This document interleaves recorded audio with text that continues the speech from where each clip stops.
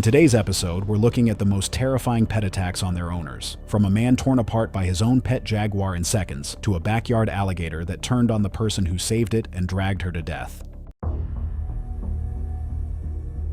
May 27th, 2013, brought pleasant spring weather to the rural countryside outside Odessa, Ukraine. Temperatures were mild, reaching the low 70s by evening, with clear skies and a gentle breeze. The agricultural landscape was lush and green, with fields of wheat and sunflowers stretching to the horizon, and the smell of new growth drifting across the estate's grounds. Anton Volkov, a 46-year-old shipping magnate, had built his fortune through strategic control of cargo transport operations across the Black Sea region. His business empire included a fleet of commercial vessels and port facilities that generated enormous revenue. This wealth had allowed Volkov to indulge in extravagant displays of status, including the construction of a private menagerie on his countryside estate. The property sprawled across nearly 200 acres, featuring a main residence, guest houses, and reinforced enclosures housing exotic animals. Volkov's collection included rare birds, several species of large cats, and other impressive specimens acquired through both legal and questionable channels. The centerpiece was a male Siberian tiger, one of the largest and most powerful predators on Earth. Siberian tigers can weigh up to 660 pounds and measure over 10 feet in length. These apex predators possess retractable claws up to 4 inches long and canine teeth exceeding 3 inches, capable of taking down prey as large as adult bears through stealth, explosive speed, and devastating bite force. Volkov had acquired the tiger 3 years earlier when it was still a juvenile. As the animal matured, professional handlers had repeatedly warned him about the increasing danger it posed, implementing strict protocols requiring multiple handlers during any interaction and absolutely forbidding anyone from entering the enclosure alone. On the evening of May 27th, Volkov was hosting a party for approximately 30 guests, including business associates and local officials. As the night progressed and alcohol flowed freely, Volkov began leading groups of guests on tours of his menagerie, taking particular pride in showing off the tiger, which he had named Khan. Around 11 p.m., Volkov led 6 guests to the tiger enclosure. The massive cat was pacing along the fence line, displaying the restless behavior typical of large predators in captivity. Several guests commented on the animal's impressive size and obvious power. Others seemed uneasy. One reportedly stepped back from the fence when the tiger turned and stared directly at the group.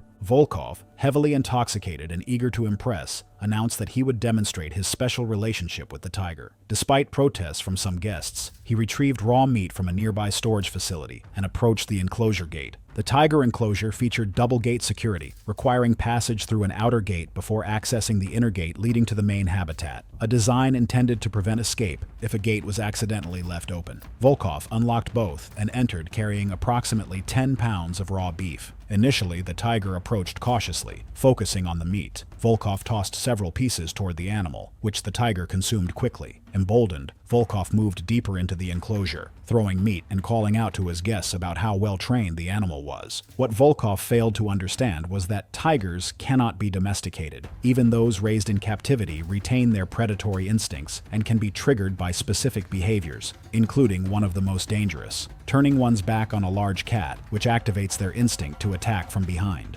Volkov turned away from the tiger to address his guests, watching from outside the fence. In that single moment, the situation shifted from a feeding interaction to a predatory opportunity. The tiger's pupils dilated, its body lowered into a stalking crouch, and its focus shifted from the meat to Volkov himself. The attack happened in seconds. The tiger covered the 20 feet between them in 2 explosive bounds, its front paws striking Volkov's back with enough force to drive him face first into the ground. Before he could react, the tiger's jaws clamped down on the back of his neck, the killing technique big cats use to sever the spinal cord of prey. The guests outside began screaming. Several attempted to open the gates to help, but the tiger's aggressive posture kept them at bay. One guest called emergency services, while others searched frantically for the handler's phone numbers. The tiger maintained its grip while using its body weight to pin Volkov to the ground. Its canine teeth had penetrated deep into the tissue, causing catastrophic damage to the cervical spine and major blood vessels. Volkov's movements ceased within approximately 30 seconds of the initial strike. The tiger then began dragging Volkov's body toward a sheltered area of the enclosure, behavior consistent with wild tigers that cache kills to feed on over several days. The guests could only watch in horror as the predator disappeared into the shadows with a man they had been laughing with less than an hour before.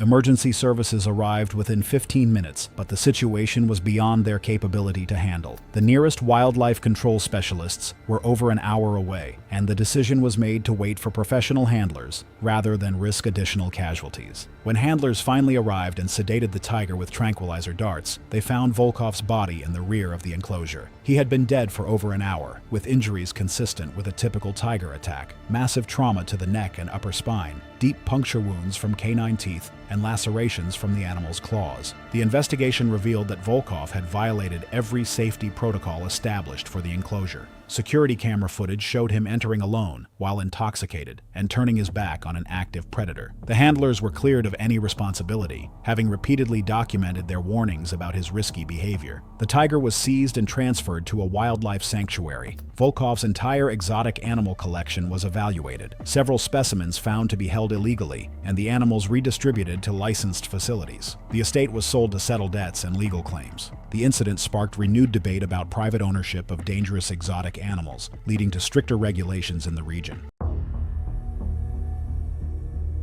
It was March 18, 2014, and the elegant dining room of Robert and Linda Harrison's colonial home in Stamford, Connecticut, was set for an intimate dinner party with Robert's co-workers from the insurance company, where he worked as a senior adjuster. The mahogany table gleamed under the crystal chandelier, while Linda made final preparations for the evening, unaware that Bruno, the 140-pound chimpanzee who had been part of their family for 8 years, was growing increasingly agitated in his basement enclosure as unfamiliar voices filled the house above. At 52, Linda was a recently retired registered nurse who had dedicated her career to caring for others. First her patients, and then Bruno, whom she treated like the child she had never had. She dressed the chimpanzee in human clothes and included him in family activities, despite Robert's growing concerns about Bruno's increasing size and strength. Linda refused to acknowledge that Bruno had become unpredictable and potentially dangerous as he reached full maturity, dismissing his occasional aggressive displays as normal behavior for an intelligent animal. The Harrison home had been extensively modified to meet Connecticut's post-2009 primate regulations, with reinforced enclosures, double lock systems, and secure barriers separating Bruno's living area from the main house. However, Linda had grown increasingly lax about following the strict containment protocols, often allowing Bruno into the main house when she believed no one would discover the violations. Chimpanzees are among the strongest primates on Earth, with adult males possessing the strength of 5 grown men and the ability to inflict devastating injuries with their powerful hands and sharp teeth. Despite their intelligence and capacity for learning human behaviors, chimpanzees remain wild animals with unpredictable temperaments and strong territorial instincts. Adult chimps can become extremely aggressive when they feel threatened or when their social hierarchy is challenged, their attacks often targeting the face, hands, and genitals of their victims with surgical precision. The dinner party had been proceeding normally in the main house, with 6 guests enjoying Linda's carefully prepared meal, while Bruno remained hidden in the basement recreation room. However, the presence of strangers in his territory, combined with the sounds of animated conversation filtering down from above, began to stress Bruno beyond his tolerance level. As the evening progressed and wine flowed freely, the dinner conversation became more boisterous, with several guests laughing loudly and gesturing animatedly. The noise carried throughout the house, reaching Bruno in the basement, where his agitation grew with each burst of unfamiliar laughter. Linda had been checking on Bruno periodically throughout the evening, but during her final visit, she found him pacing frantically and displaying clear signs of territorial aggression. The sounds of strangers in his domain had triggered his protective instincts, and his stress levels had reached a dangerous peak that Linda failed to recognize. Instead of immediately securing Bruno in his regulation enclosure or calling for help, Linda made the fatal decision to try calming him with physical contact. She approached the agitated chimpanzee and wrapped her arms around him in what she believed was a soothing embrace, her maternal instincts overriding the obvious danger signals that Bruno was broadcasting. The attack was swift and brutal, driven by instincts that 8 years of human contact had never eliminated. Bruno's powerful hands, each capable of crushing bones, gripped Linda's head and shoulders while his teeth tore into her face, opening severe lacerations across her cheeks, forehead, and around her eyes. The 140-pound chimpanzee's strength was overwhelming, and Linda had no chance to defend herself against an animal that possessed 5 times her physical power. Her screams echoed through the basement and up into the main house, alerting the dinner guests that something terrible was happening below. Bruno's methodical attack continued, his teeth creating multiple deep lacerations across Linda's face and scalp, while his powerful hands struck her head and torso repeatedly. Bruno's hands tore at Linda's face and neck, his powerful fingers severing major blood vessels and causing massive hemorrhaging. When officers finally entered the home, they found Bruno still in the basement with Linda's body, his aggressive posture making any rescue attempt impossible. The chimpanzee was shot multiple times after refusing to retreat, his death adding to the tragedy that had destroyed what should have been a pleasant social evening. Linda was pronounced dead at the scene, having succumbed to severe trauma and blood loss from her extensive injuries. The incident shocked Connecticut's exotic animal community and revealed the ongoing violations of primate ownership regulations that had been implemented following the state's 2009 chimpanzee attack. The 6 dinner guests required extensive psychological counseling to cope with the trauma of witnessing Linda's brutal death, while Robert faced both criminal charges for violating exotic animal laws.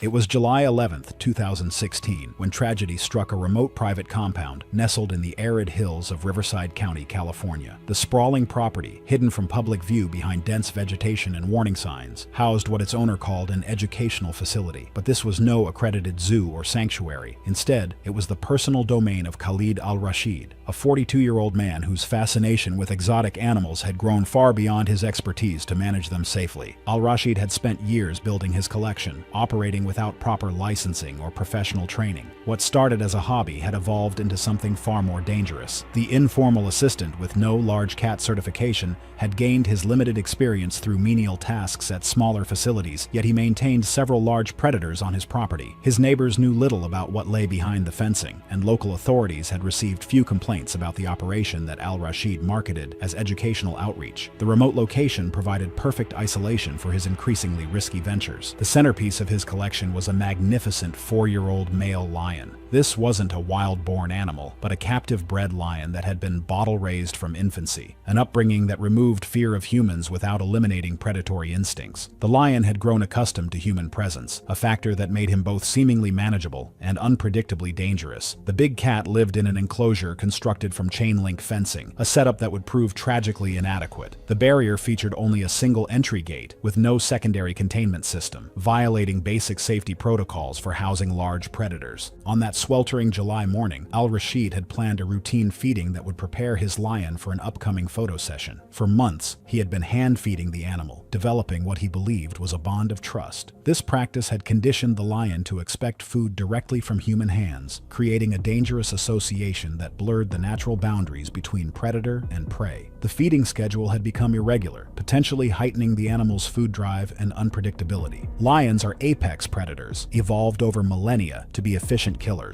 Even captive-bred specimens retain their hunting instincts and possess devastating physical capabilities. An adult male can weigh up to 420 pounds and generate powerful bite forces designed to compress and suffocate rather than crush bone. Their muscular jaws are built to clamp down on vital structures and maintain relentless pressure, while their powerful hindquarters provide explosive acceleration. Al-Rashid made his fatal mistake when he decided to enter the enclosure alone during feeding time, carrying raw meat in an open container. As he stepped through the gate, he failed to notice the lion's behavioral shift. The big cat didn't approach directly as usual, instead beginning to circle behind him with calculated precision. This stalking behavior should have triggered immediate alarm, but Al-Rashid remained focused on his routine, unaware that the predator had shifted into hunting mode. When Al-Rashid bent forward to place the meat container on the ground, he exposed his back to the predator. The lion recognized this vulnerability instantly and launched his attack. With devastating force, the 420-pound animal slammed into Al-Rashid from behind, using his full body weight to drive the man down onto the packed earth floor of the enclosure. The impact alone was enough to stun the victim, potentially fracturing ribs and causing internal trauma, but the lion's assault had only begun. The big cat's jaws clamped down on Al-Rashid's neck and upper shoulder with crushing force. The bite compressed vital arteries and began restricting airflow to his lungs. Canine teeth penetrated deep into soft tissue, puncturing blood vessels and muscle. control. But it was the lion's next action that intensified the fatal damage. Following predatory instincts, the lion initiated sustained clamping pressure, causing severe soft tissue damage, carotid compression, and destabilization of the cervical region, rather than a clean spinal fracture. The combination of airway compression and cervical trauma proved rapidly fatal. Loss of consciousness likely occurred within 1 to 2 minutes due to sustained carotid artery compression and restricted airflow. His breathing stopped as the relentless pressure on his neck and the damage to vital structures overwhelmed his body's ability to function. Death followed from asphyxiation and catastrophic vascular and soft tissue injuries to his neck. By the time help could have arrived, the attack had already claimed his life through mechanisms that had evolved over millions of years of predatory refinement. Local authorities launched a comprehensive investigation into the incident, focusing on the unlicensed nature of al-Rashid's operation and the inadequate safety measures that had enabled the tragedy. The lion was subsequently euthanized, and questions arose about how such facilities could operate without proper oversight.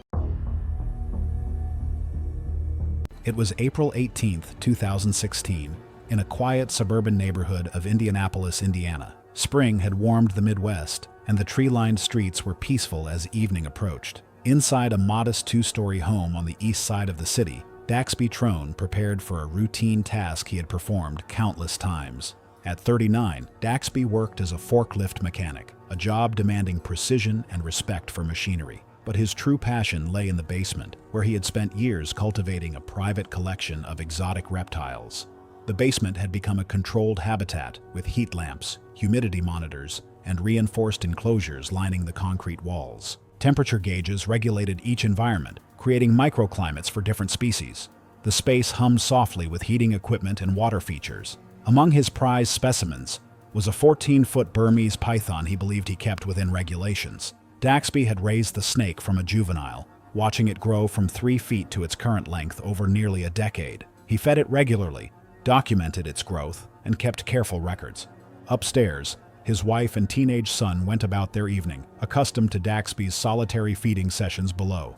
The routine was so normal they barely noticed when he went downstairs. Recently, Daxby had noticed the python entering its shed cycle and refusing 2 meals. Not unusual, but the timing concerned him. The snake's behavior seemed slightly off, more withdrawn than usual. Its eyes showed the milky appearance that precedes shedding.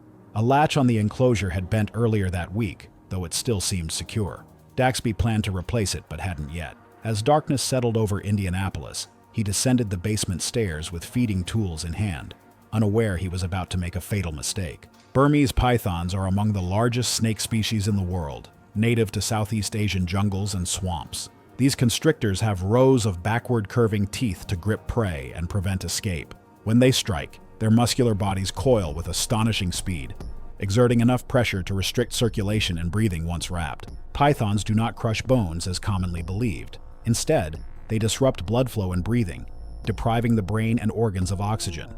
A snake in shed can be more defensive and reactive, its clouded eyesight increasing reliance on heat-sensing pits and vibration detection.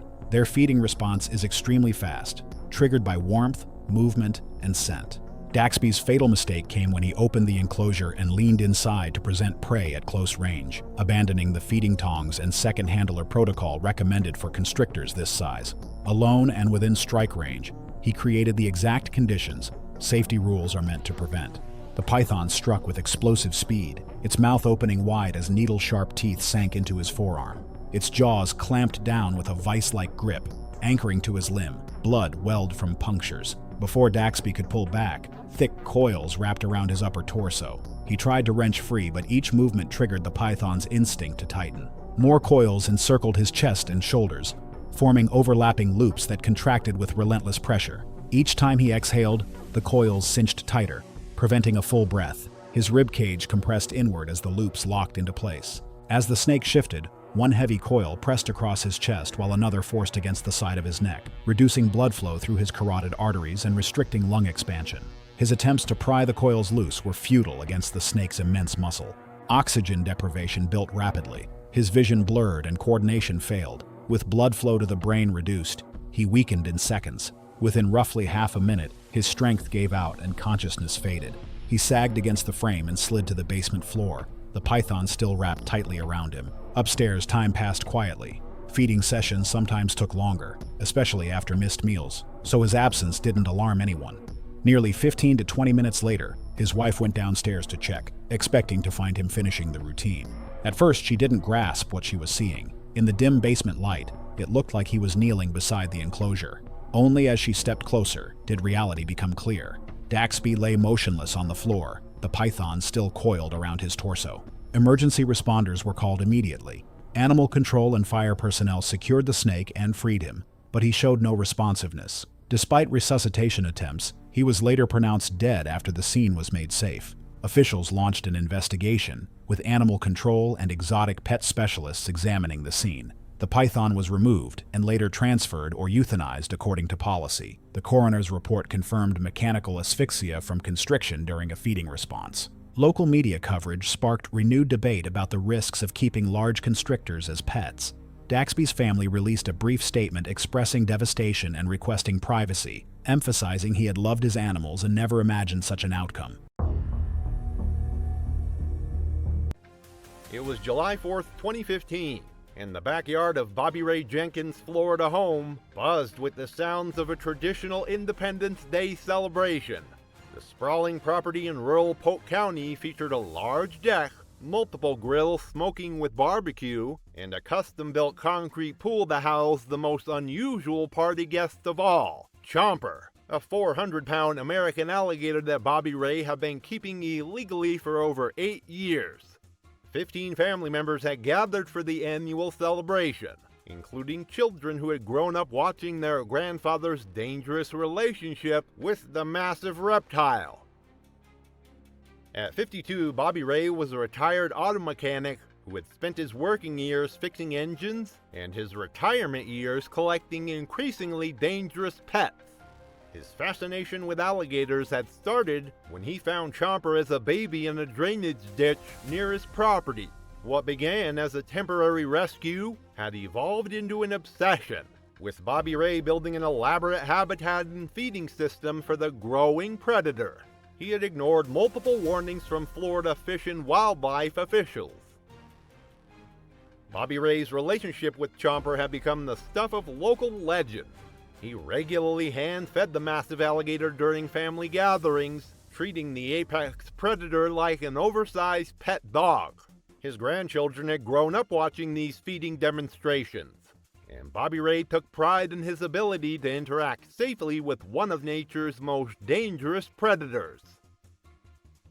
American alligators are apex predators that have remained virtually unchanged for over 200 million years. Perfectly adapted for their role as ambush hunters in aquatic environments. Adult males can reach lengths of 14 feet and weights exceeding 1,000 pounds, with jaw muscles capable of exerting over 3,000 pounds of pressure per square inch. Their bite force is among the strongest in the animal kingdom, capable of crushing turtle shells and breaking the bones of larger mammals. Alligators are opportunistic feeders, driven entirely by instinct, and they view any movement near their territory as either a threat to be eliminated or prey to be consumed. That afternoon, Bobby Ray had been drinking beer and entertaining his family with stories of his adventures with Chomper. The alligator was floating motionlessly in his concrete pool, appearing docile and harmless in the Florida heat. As the barbecue progressed, several family members requested the traditional feeding demonstration that had become a highlight of their gatherings. Bobby Ray was happy to oblige, retrieving a whole chicken from his outdoor refrigerator. The 15 family members gathered around the pool's edge, with children sitting on their parents' shoulders to get a better view of the spectacle. Bobby Ray approached the pool's edge with the whole chicken dangling from his hand, calling out to Chomper in the playful tone he had used for years. As Bobby Ray leaned forward to drop the chicken into Chomper's waiting jaws, he lost his balance and fell partially into the pool. The moment his arm hit the water, Chomper's predatory instincts took over completely. The massive alligator's jaw snapped shut on Bobby Ray's extended arm with bone-crushing force, his 3,000 pounds of bite pressure instantly fracturing bones and severing major arteries. Chomper immediately began his signature death roll, spinning rapidly in the water while maintaining his grip on Bobby Ray's arm. The violent rotation dislocated Bobby Ray's shoulder and pulled him fully into the pool, where the alligator's natural advantages became overwhelming. The family members screamed in horror as they watched Bobby Ray being dragged underwater, his blood turning the pool water crimson. The death roll continued for nearly a minute, each rotation causing additional trauma to Bobby Ray's arm and torso, while simultaneously disorienting him and filling his lungs with water. Chomper's powerful tail thrashed violently, striking Bobby Ray's body with enough force to crack ribs and cause internal bleeding. The alligator's grip never loosened, his teeth designed specifically for holding on to struggling prey. Bobby Ray's desperate attempts to break free only triggered Chomper's instincts to bite down harder and roll more aggressively. The massive alligator dragged his victim to the deeper end of the pool, where Bobby Ray's struggles grew weaker as blood loss and drowning combined to overwhelm his system. Within minutes, Bobby Ray's movement ceased, as the massive alligator's death roll proved unsurvivable. Chomper dragged Bobby Ray's lifeless body underwater, his instincts driving him to secure his kill in the depths of the pool. The traumatized family members, including young children, were forced to witness the entire gruesome spectacle. Emergency responders arrived within 18 minutes, but Chomper remained highly agitated and dangerous in the pool. It took wildlife officers over 90 minutes to safely tranquilize the massive alligator and recover what remained of Bobby Ray's body. The investigation revealed that Bobby Ray had been keeping the alligator illegally for years, ignoring multiple warnings from wildlife officials. Chomper was euthanized the following day, and Bobby Ray's death prompted stricter enforcement of exotic animal regulations in Florida. The traumatized family members required extensive counseling, and several of the children who witnessed the attack developed lasting psychological trauma. It was June 14th, 2018, in the suburban neighborhood of Homestead, Florida, where manicured lawns and palm trees created a deceptively peaceful setting. Behind a modest rental house sat an elaborate backyard pond system, 40 by 60 feet of artificially maintained water that had become home to one of nature's most dangerous predators. Brianna Ellis, a 26-year-old marine biology graduate student, had been using this location for her thesis research on reptilian behavior patterns. She shared the property with her friends Kevin Torres, a 27-year-old photographer documenting her work, and Amanda Walsh, a 25-year-old social media influencer who had rented the house specifically for its unique backyard feature. 2 years earlier, Brianna had rescued Brutus from a failing roadside attraction that was being shut down by authorities. The 9-foot American alligator had been malnourished and living in deplorable conditions, prompting Brianna's decision to relocate him to what she believed was a better environment. Her academic knowledge of reptilian behavior had convinced her that she could safely study Brutus while providing him proper care. Amanda's landlord remained completely unaware that a 350-pound apex predator was living in his backyard pond. The warning signs had been escalating dramatically over the past month. Brutus had become increasingly aggressive during feeding times, lunging at the pond's edge whenever anyone approached. Despite her friends' protests, Brianna had continued hand-feeding the massive reptile, believing her scientific understanding gave her an advantage. Neighbors had been complaining about strange splashing sounds echoing through the night, and Brutus had been floating motionless for hours, displaying classic hunting behavior. American alligators are among the most efficient predators on Earth, perfectly evolved killing machines that have remained virtually unchanged for millions of years. Adult males can reach lengths of 14 feet and weights exceeding 800 pounds, with jaws capable of exerting nearly 3,000 pounds of pressure per square inch. Their bite force is strong enough to crush a bowling ball, and their signature death roll technique can dismember prey within seconds. These apex predators are ambush hunters by nature, capable of explosive bursts of speed. Brianna made her fatal mistake as the Florida sun began setting over the suburban landscape. She had dropped her pH testing equipment into the deeper section of the pond earlier that day, and the waterlogged instruments needed to be retrieved manually. Despite Kevin's suggestions to use a pool net, Brianna insisted on entering the water herself to recover the expensive scientific equipment. This decision proved catastrophic, as dusk represents the most active hunting period for alligators. As Brianna waded into the pond, the water reaching her thighs, Brutus began his approach with the stealth that had made his species apex predators for millions of years. The 350-pound alligator moved through the water with incredible precision, his massive body creating no visible wake as he closed the distance. Brianna bent down to retrieve her submerged equipment, completely focused on the task and unaware that Brutus had positioned himself just 6 feet away. The alligator remained perfectly motionless beneath the surface, his eyes and nostrils barely visible above the waterline as he prepared for his explosive assault. The attack came with devastating force and lightning speed. Brutus launched himself upward and forward in one fluid motion, his massive jaws opening wide to reveal rows of conical teeth.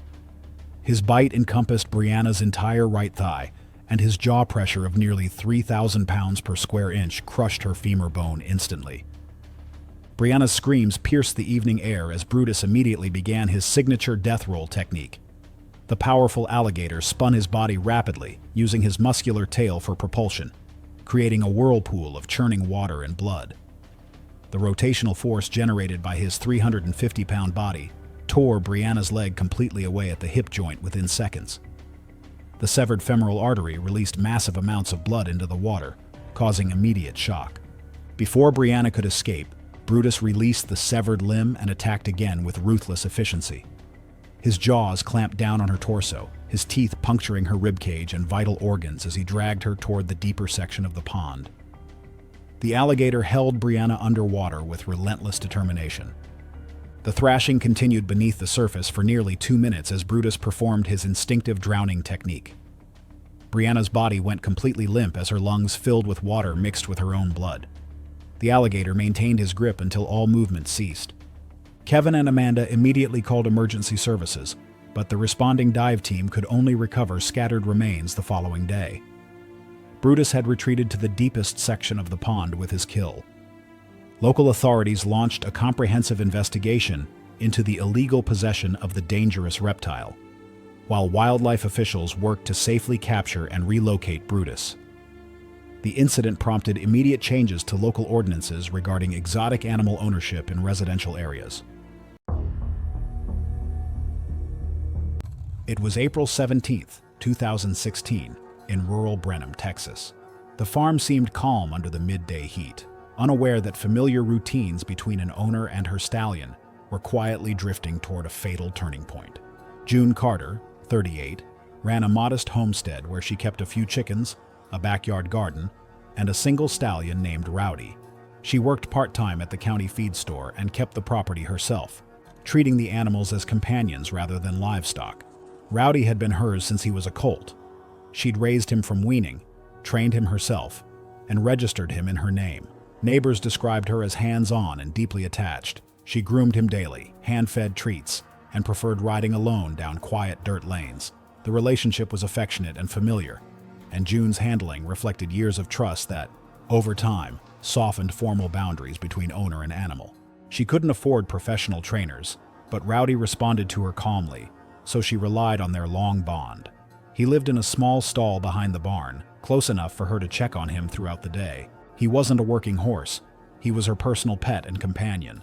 The barn was warm with hay and dust, and the narrow alley near his stall left little space to avoid a sudden push if he moved forward unexpectedly. Adult stallions are powerful animals, well over 1,000 pounds in large breeds, with a low center of gravity and strong hindquarters built for forward momentum.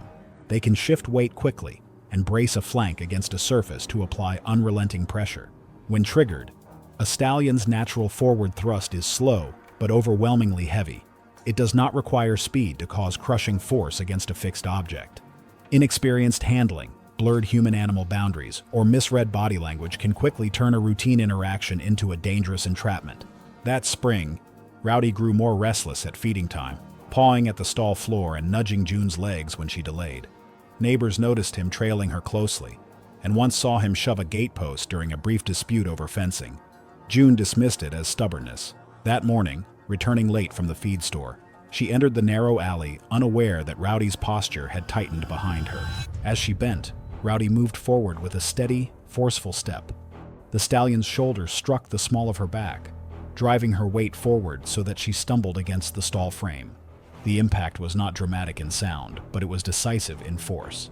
June's torso met the wooden post, and Rowdy continued to press, angling his massive chest and neck in a slow, sustained shove, rather than repeated blows. Her arms hooked for support on the stall door. Her feet scrabbled for purchase on uneven straw. The neighbor, Eli, who was repairing a fence 10 yards away, heard a dull thud and a low, distressed sound. He looked up to see Rowdy braced, head lowered, body angled as he pushed June back against the stall wall. June tried to step to the side, but the alley's width allowed only minimal movement. Each attempt to lift herself triggered more pressure. Rowdy's mass did not surge so much as it settled, driving downward weight against her ribs and chest. The stallion's movements were steady, not frantic, an unrelenting application of force that compressed her torso against the timber. Eli crossed the yard and called out while grabbing a bucket handle to throw toward the stall in a bid to distract the horse, but the stallion's focus remained on the pinned figure. He reached the stable door and shoved at the animal's shoulder. Rowdy braced harder, shifting the crush point across June's chest. The compression impeded breathing. Observers later described her attempts to inhale as shallow, each breath harder than the last. June's arms went slack as rib motion became ineffective. Eli, joined by another neighbor, Ramona, tried to lever the stallion away by twisting a lead rope that had been looped on a nearby post, but Rowdy's weight and the narrow stall geometry prevented any immediate displacement. Within minutes, paramedics were on site after a frantic call. By then, June had lost consciousness. Medical responders performed extrication procedures and provided chest decompression efforts, but the prolonged compression had caused fatal internal trauma, multiple rib fractures, flail chest mechanics, and rapid internal bleeding. She was pronounced dead at the scene. June's phone was found on the barn floor with its screen cracked, an unfinished video file still open from when she had set it on a shelf before working. Her toolbox lay scattered. A few screws kicked loose during the struggle. Rowdy stood quietly in his stall, breathing heavily, but showing no predatory behavior when responders arrived. Witness statements and a brief, shaky neighbor video confirmed the slow, compressive force rather than a frantic attack. A veterinarian and animal control officers later determined the stallion's behavior stemmed from space and resource fixation, recommending transfer to a facility with experienced handlers. The coroner listed blunt thoracic trauma with internal hemorrhage as the cause of death. Local coverage remained minimal, noted only as a farm accident, but neighbors quietly adjusted their own barns. Wider aisles, clearer feeding zones, while the property carried the memory of a familiar routine that had turned irreversible within seconds. It was August 12, 2017, and the backyard of Miguel Rodriguez's sprawling ranch house in Homestead, Florida, was alive with the sounds of his 38th birthday celebration.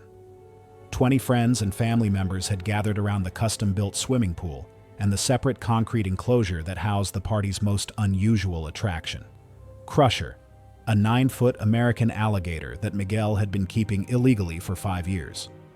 The massive reptile rested in his own dedicated habitat, where guests could observe the apex predator from what they believed was a safe distance. Miguel had built his construction business from nothing, his success allowing him to indulge in increasingly exotic hobbies that included a collection of dangerous reptiles housed throughout his property. The alligator had started as a baby, purchased from a black market dealer who assured Miguel that the reptile would remain manageable if raised from infancy. 5 years later, Crusher had grown into a 200-pound apex predator whose presence at pool parties had become Miguel's signature entertainment, though several guests had stopped attending his gatherings due to safety concerns. The custom alligator enclosure featured reinforced concrete walls and a separate filtration system, designed to keep Crusher contained while allowing party guests to observe him safely. Miguel regularly hand-fed the alligator whole chickens during parties. American alligators are apex predators that have remained virtually unchanged for over 200 million years, perfectly adapted for their role as ambush hunters in aquatic environments. Adult males can reach lengths of 14 feet and weights exceeding 1,000 pounds, with jaw muscles capable of exerting over 3,000 pounds of pressure per square inch. Their bite force is among the strongest in the animal kingdom, capable of crushing turtle shells and breaking the bones of large mammals, while their signature death roll can disorient and drown prey much larger than themselves. The birthday party had been in full swing for several hours, with Miguel consuming numerous beers and shots of tequila, while entertaining his guests with stories about his various exotic pets. As the evening progressed, Miguel's intoxication led him to become increasingly reckless around Crusher's enclosure, leaning further over the walls and making jokes about the alligator's docile behavior. The tragedy began when Miguel decided to retrieve a beach ball that had blown into the area near Crusher's enclosure during a game of pool volleyball. The ball had landed on the narrow concrete ledge that surrounded the alligator's habitat, just inches from the water's edge where Crusher floated motionlessly. Miguel climbed onto the 18-inch wide concrete barrier, his alcohol-impaired balance making the simple task dangerous as he reached for the colorful ball. As Miguel stretched toward the beach ball, his unsteady footing caused him to lose his balance and tumble directly into Crusher's enclosure. The moment Miguel's body hit the water near the massive reptile, Crusher's predatory instincts took over completely, his brain registering the splashing and proximity as a feeding opportunity rather than recognizing his familiar caretaker. The alligator had been in a semi-dormant state, but the sudden disturbance triggered his lightning-fast reflexes. Crusher's massive jaws snapped shut on Miguel's torso with bone-crushing force, his 3,000 pounds of bite pressure instantly fracturing ribs and puncturing vital organs. The alligator immediately began his signature death roll, spinning rapidly in the water while maintaining his grip on Miguel's body. The violent rotation dislocated Miguel's shoulder and pulled him deeper underwater, where Crusher's natural advantages became overwhelming as his victim's lungs filled with water. The 20 party guests screamed in horror as they watched Miguel being dragged underwater by the massive alligator, the enclosure water turning red with blood as Crusher's death roll continued with mechanical precision. Several guests threw pool equipment and patio furniture at the alligator, but their desperate attempts to distract the reptile only seemed to intensify his aggressive behavior. Local sheriff's deputies arrived within 12 minutes of the first 911 call, but Crusher remained aggressive and protective of his kill, circling the enclosure with Miguel's lifeless body, while displaying territorial behavior that made any immediate intervention extremely dangerous. Florida Fish and Wildlife Conservation Commission officers arrived 25 minutes after the initial emergency call, but Crusher's continued aggression forced wildlife officers to shoot the massive alligator multiple times before they could safely recover Miguel's body. Miguel was pulled from the blood-stained water but was pronounced dead at the scene, his massive injuries making any resuscitation attempts futile. The investigation revealed that Miguel had been keeping Crusher illegally for years, violating multiple state and federal regulations regarding alligator ownership and residential exotic animal enclosures.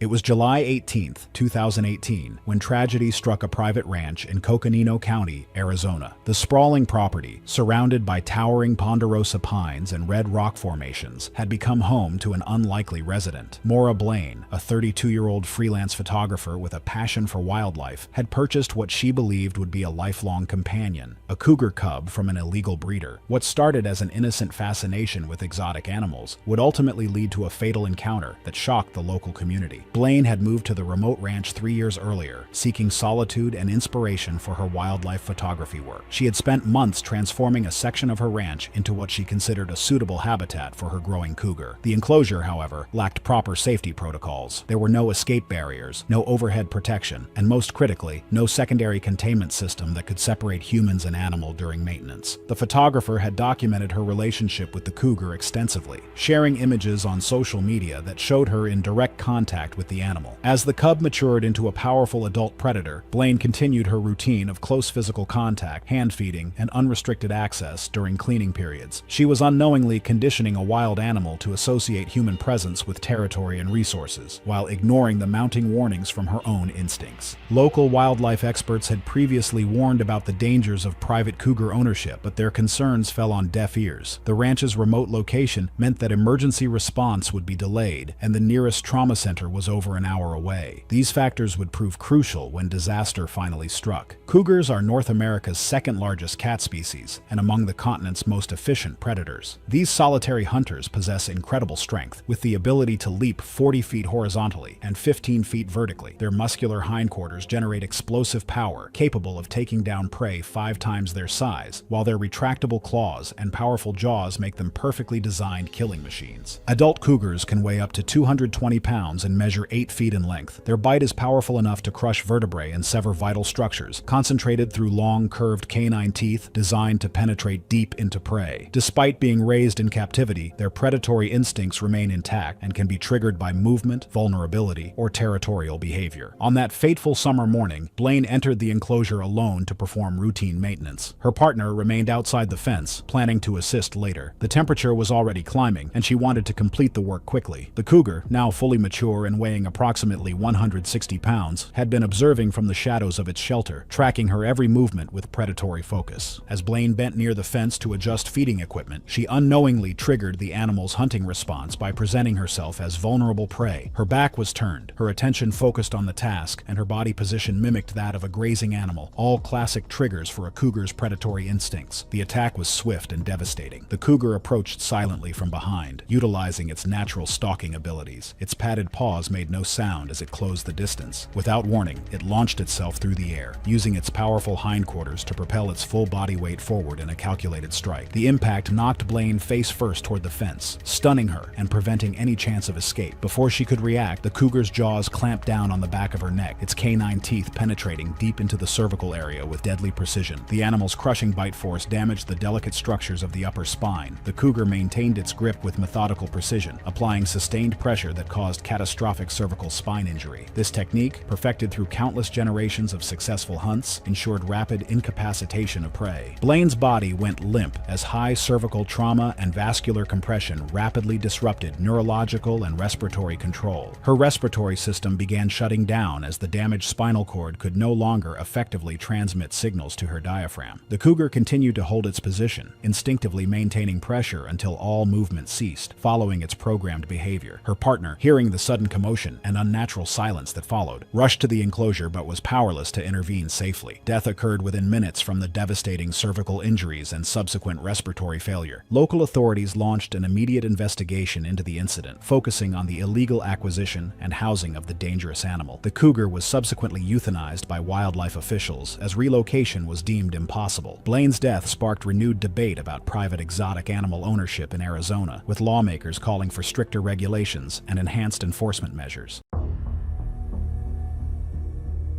It was May 6, 2018 in Jacksonville, Florida. The morning sun cast long shadows across the suburban landscape, and the spring air was already thick with humidity, promising another long, sweltering Florida day ahead.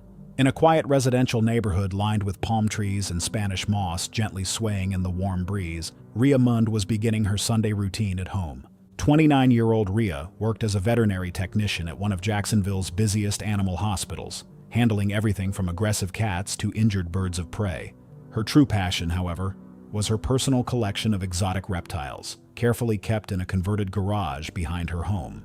The garage had been transformed into a carefully controlled reptile habitat over several years. Enclosures lined the walls, each designed for specific species with precise temperature and humidity needs. Heat lamps provided basking spots, and automated misting systems maintained moisture. Rhea's collection included several snakes, geckos, and her prized possession, a large Nile monitor lizard legally acquired under Florida regulations. The monitor occupied the largest enclosure, a custom-built habitat dominating one wall. The animal had been with her for 3 years, growing from a manageable juvenile into an impressive adult. Recently, she had noticed it becoming more defensive during maintenance, often whipping its powerful tail and lunging when she cleaned. The flooring around the habitat consisted of large ceramic tiles, easy to sanitize but dangerously slippery when wet. The misting system ran every few hours and water often accumulated despite her efforts to keep the area dry and safe to walk on. That Sunday morning, Rhea planned to deep clean the monitor's enclosure before work. The routine felt second nature after years of reptile keeping, but she was running late. As she gathered supplies and approached the enclosure, she failed to notice the wet floor left by the recent misting cycle. Nile monitor lizards are among Africa's largest lizards, capable of exceeding 6 feet in length. They possess muscular bodies, sharp claws, and whip-like tails used for defense. In the wild, they are apex predators capable of subduing sizable prey. Monitors are highly intelligent and can recognize their keepers, yet remain fundamentally wild. When threatened, their responses are swift and forceful. Their tails can deliver bone-breaking strikes, and their bites can cause serious lacerations. The species is naturally wary of humans and often interprets sudden movement as danger. During enclosure cleaning, monitors may become agitated by territorial intrusion, displaying tail whipping, lunging, or biting. Their powerful limbs allow surprising speed across surfaces. Rhea's fatal mistake came when she entered the enclosure area and attempted manual restraint without first securing the animal or addressing the wet flooring.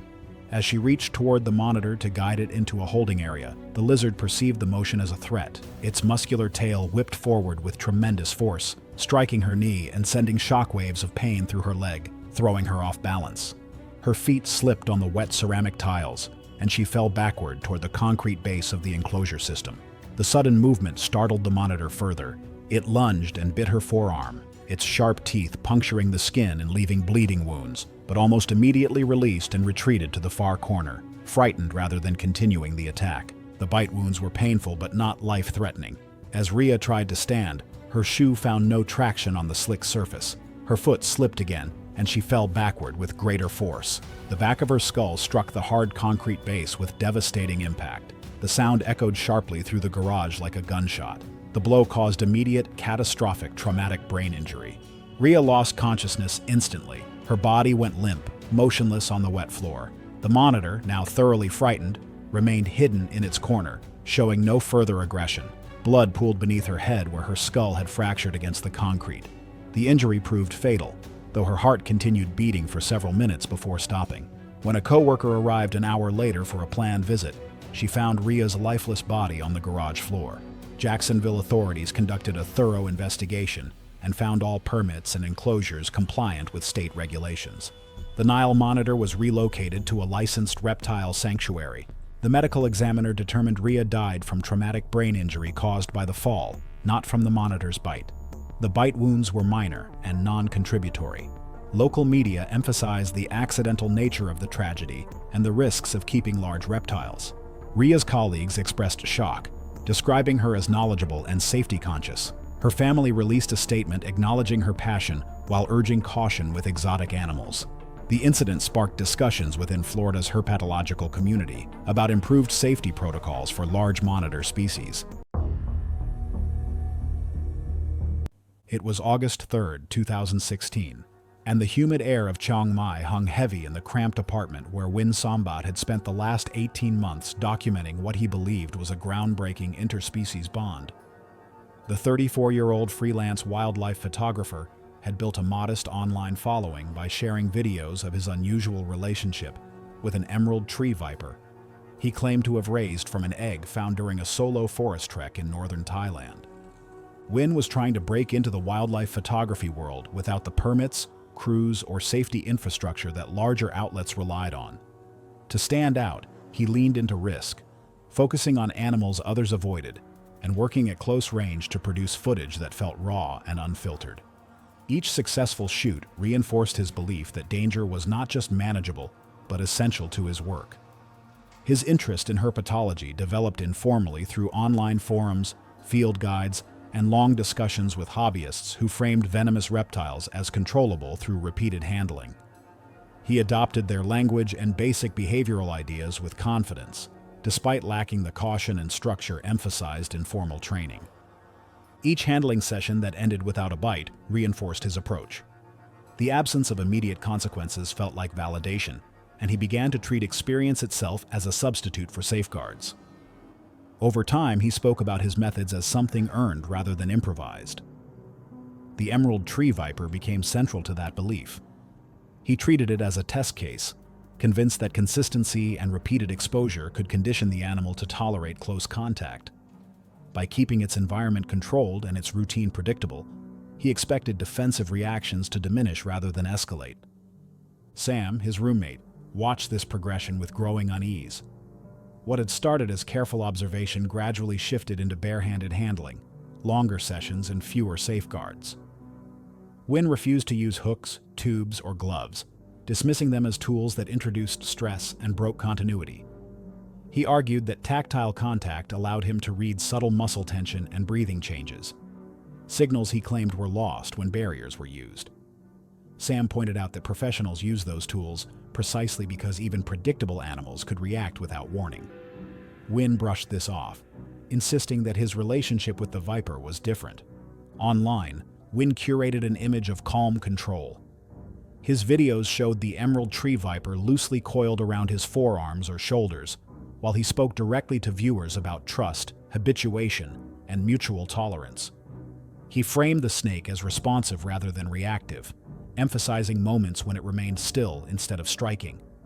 Comments praising his composure and courage fed into his belief that he was doing something new, something others were too cautious to attempt.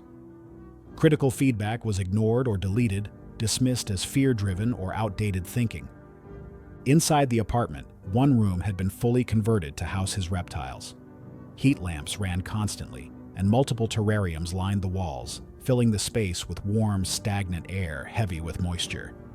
The environment mimicked a tropical understory, dim, humid, and enclosed.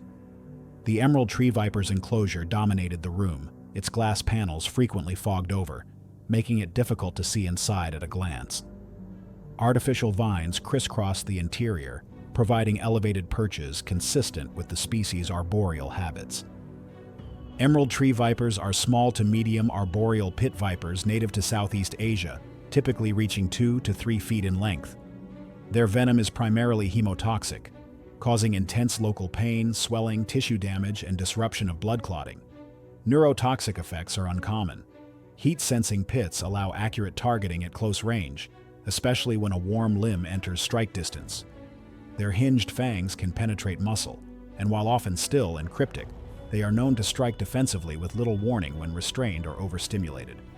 Sam had repeatedly warned Wynn that the snake's behavior changed on feeding days, becoming more alert and responsive to movement and heat.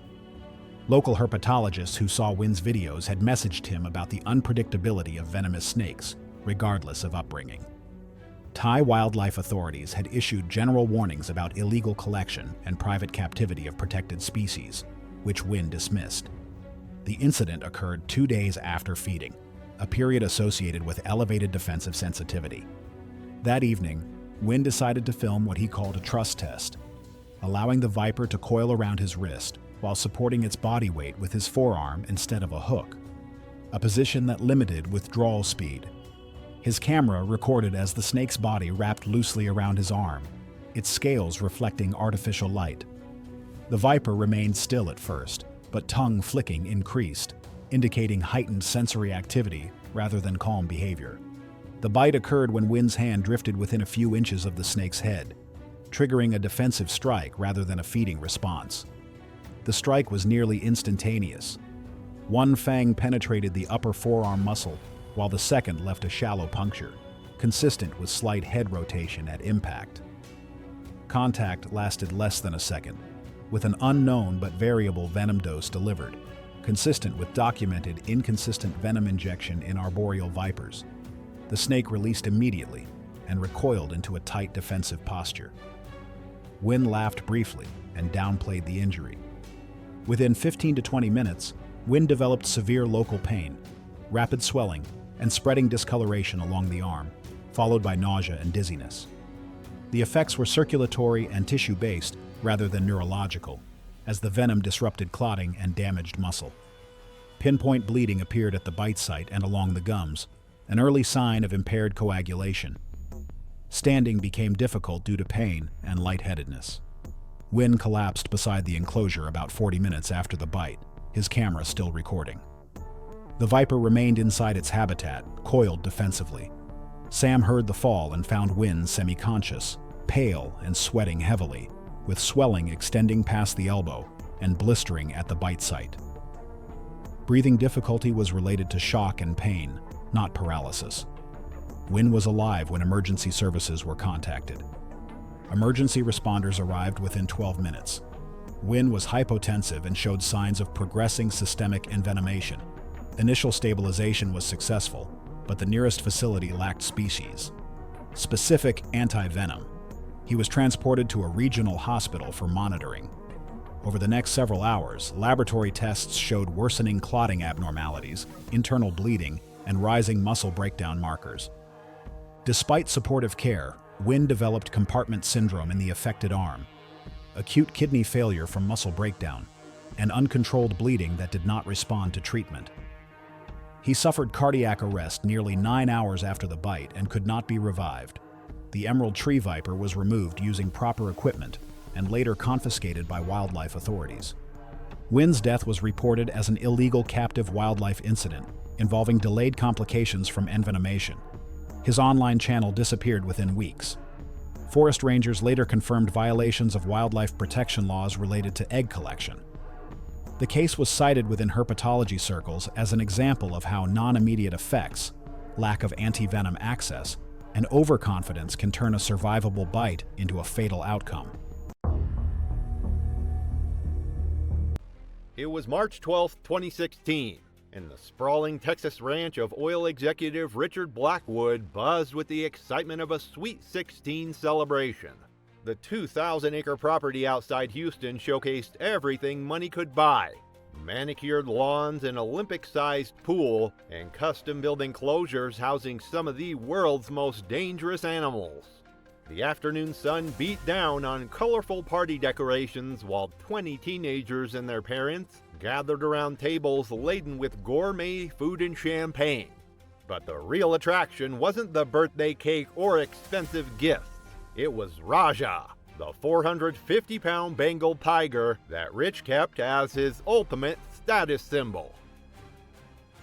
At 48, Rich had built his fortune in the oil industry through a combination of shrewd business deals and an appetite for risk that had made him millions.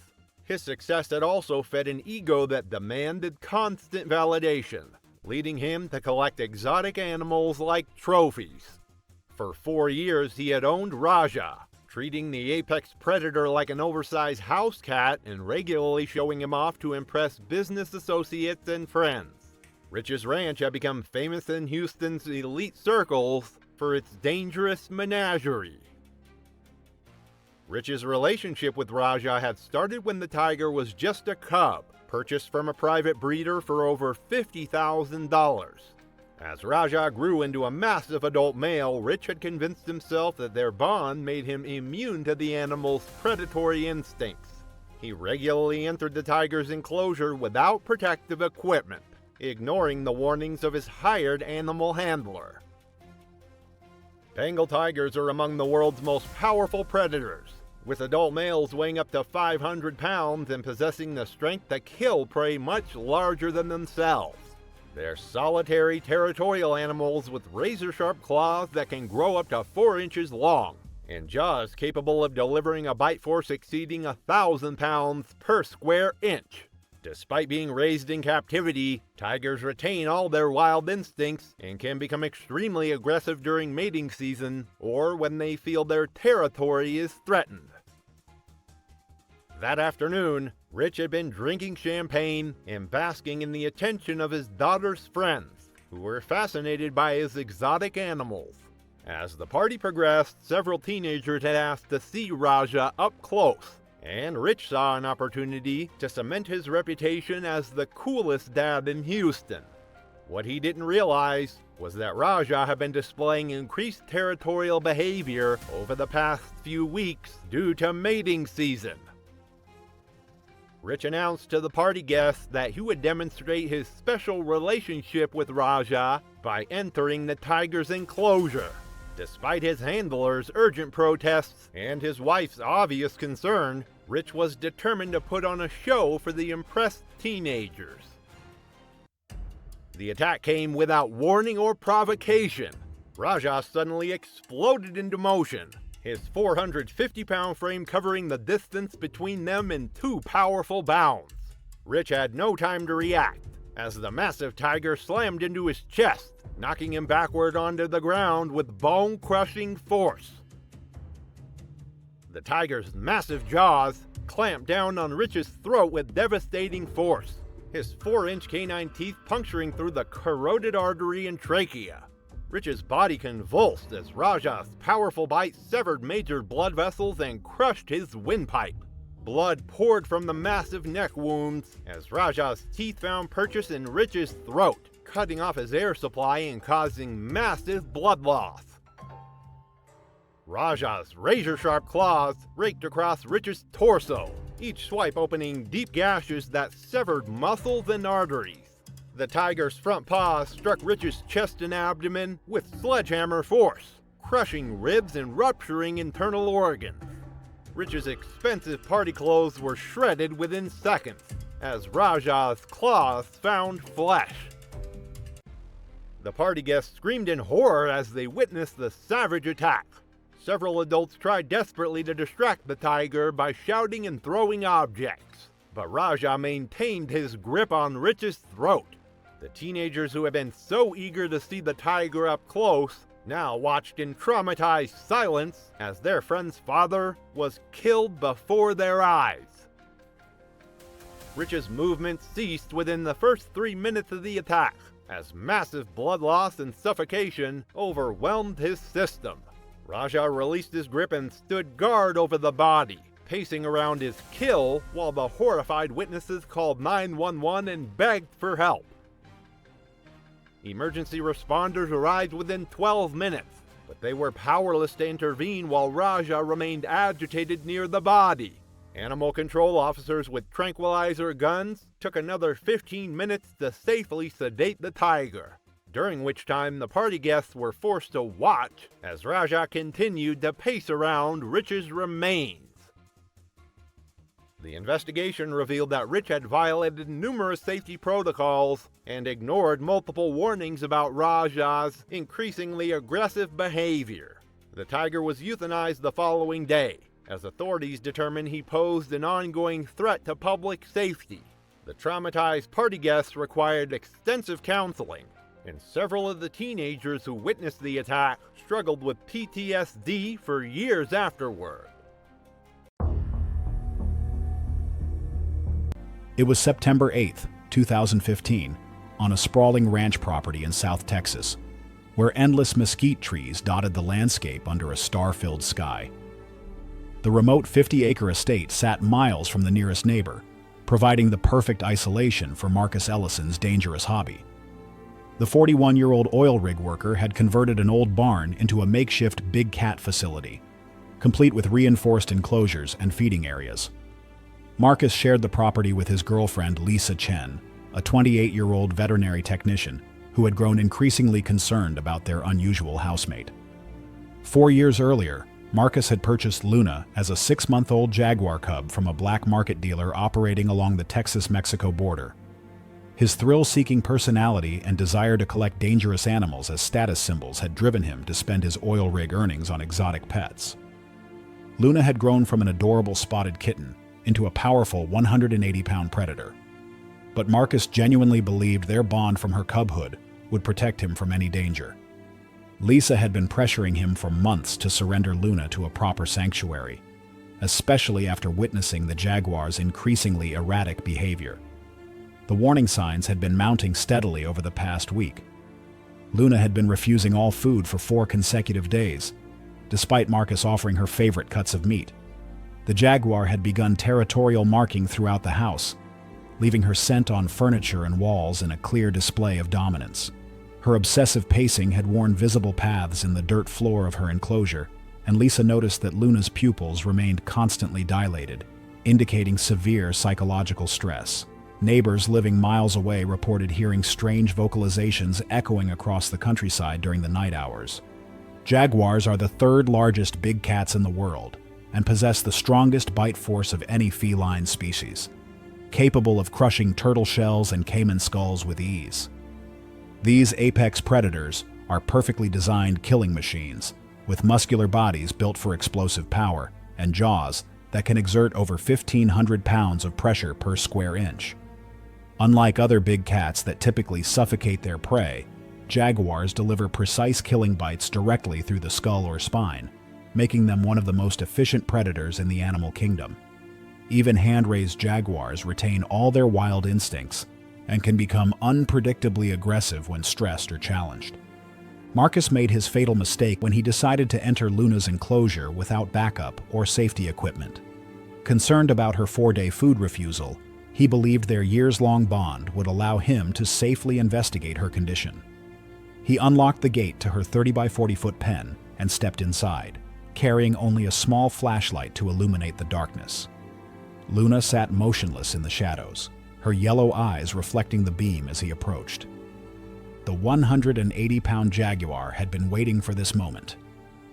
As Marcus knelt 15 feet away and extended his hand in what he believed was a gesture of comfort, Luna's predatory instincts took complete control. Her powerful muscles, coiled like steel springs, propelled her across the enclosure in 2 swift bounds. Luna's attack was swift and devastatingly precise. Her massive body slammed into Marcus's chest with the force of a battering ram, sending him crashing backward onto the concrete floor. His flashlight skittered away into the darkness as Luna immediately went for the kill. Her jaws locked around Marcus's throat with surgical precision, her canine teeth penetrating deep into the soft tissue. The jaguar's bite force of 1,500 pounds per square inch crushed Marcus's windpipe instantly, cutting off his air supply completely. Her teeth simultaneously severed both carotid arteries, causing massive blood loss and immediate drop in blood pressure.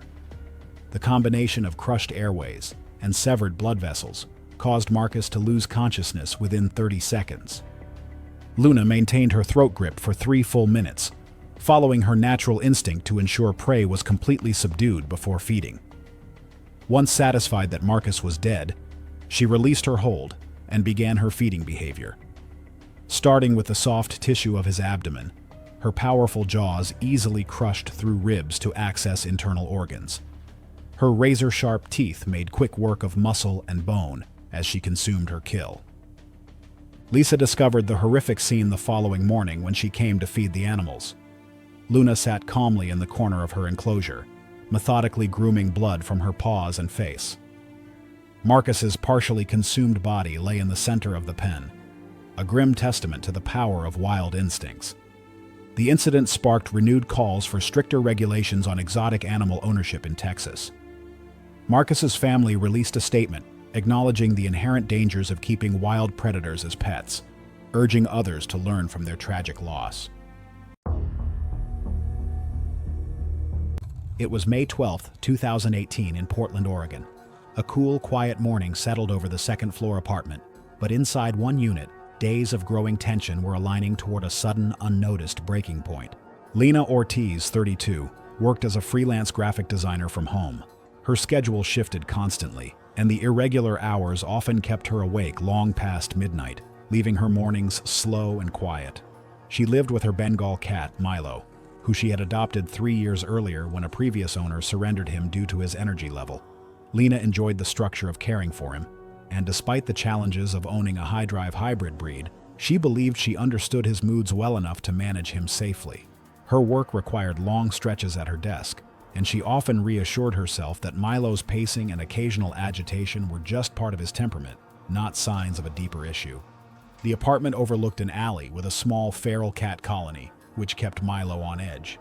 He paced, vocalized, and pawed at the blinds. Construction noise during the week heightened his agitation. Scratch marks appeared on the window frame, and Jess occasionally heard him growling at movement outside. That morning, sunlight caught on dust drifting through the air, and the apartment carried the smells of coffee and the faint musk of cat fur. The alley below echoed with a brief skirmish between 2 feral tomcats, their yowls carrying up to the second floor. Inside, Milo's body stiffened, and his tail snapped sharply from side to side as he pressed against the window blinds, trying to see the source of the noise. The room felt close, the air heavy with a tension that neither woman recognized as dangerous. Lena approached with the intention of guiding him away and settling him before starting her workday, unaware of how close he was to a full arousal spike. Bengal cats, particularly those with higher percentages of wild lineage, retain strong predatory and territorial responses. They are sensitive to sound, movement, and visual stimuli, and can exhibit redirected aggression when they are unable to reach the source of their agitation. In high arousal states, their reactions can be fast and severe, driven less by intent and more by instinctual overstimulation. Their musculature is dense for their size, and their hind legs allow powerful kicking motions, capable of causing deep scratches or punctures. In the minutes leading to the attack, several warnings were visible. Milo's ears remained pinned forward, his tail jerked rapidly, and he emitted a low, continuous yowl directed at the movement outside. Jess, from the kitchen, heard it and assumed it would pass, having witnessed similar behavior before. The earlier fight between the tomcats had left Milo's body rigid with tension. The construction noise in the alley had already agitated him repeatedly throughout the week, and the scratches on the window frame showed clear signs of escalating frustration. Lena, used to his vocalizations, reached toward his shoulders without pausing to assess his posture, likely assuming a gentle touch would diffuse the moment. The shift from stillness to violence was immediate. As Lena's hand came down on Milo's back, he whipped around and latched onto her forearm with his front claws. His rear legs struck in rapid succession, raking down her skin in parallel lines. Jess, hearing the sudden thud of movement against the wall, looked up to see Milo clinging to Lena's arm as she tried to pull away. The cat's grip tightened, each kick deepening the cuts.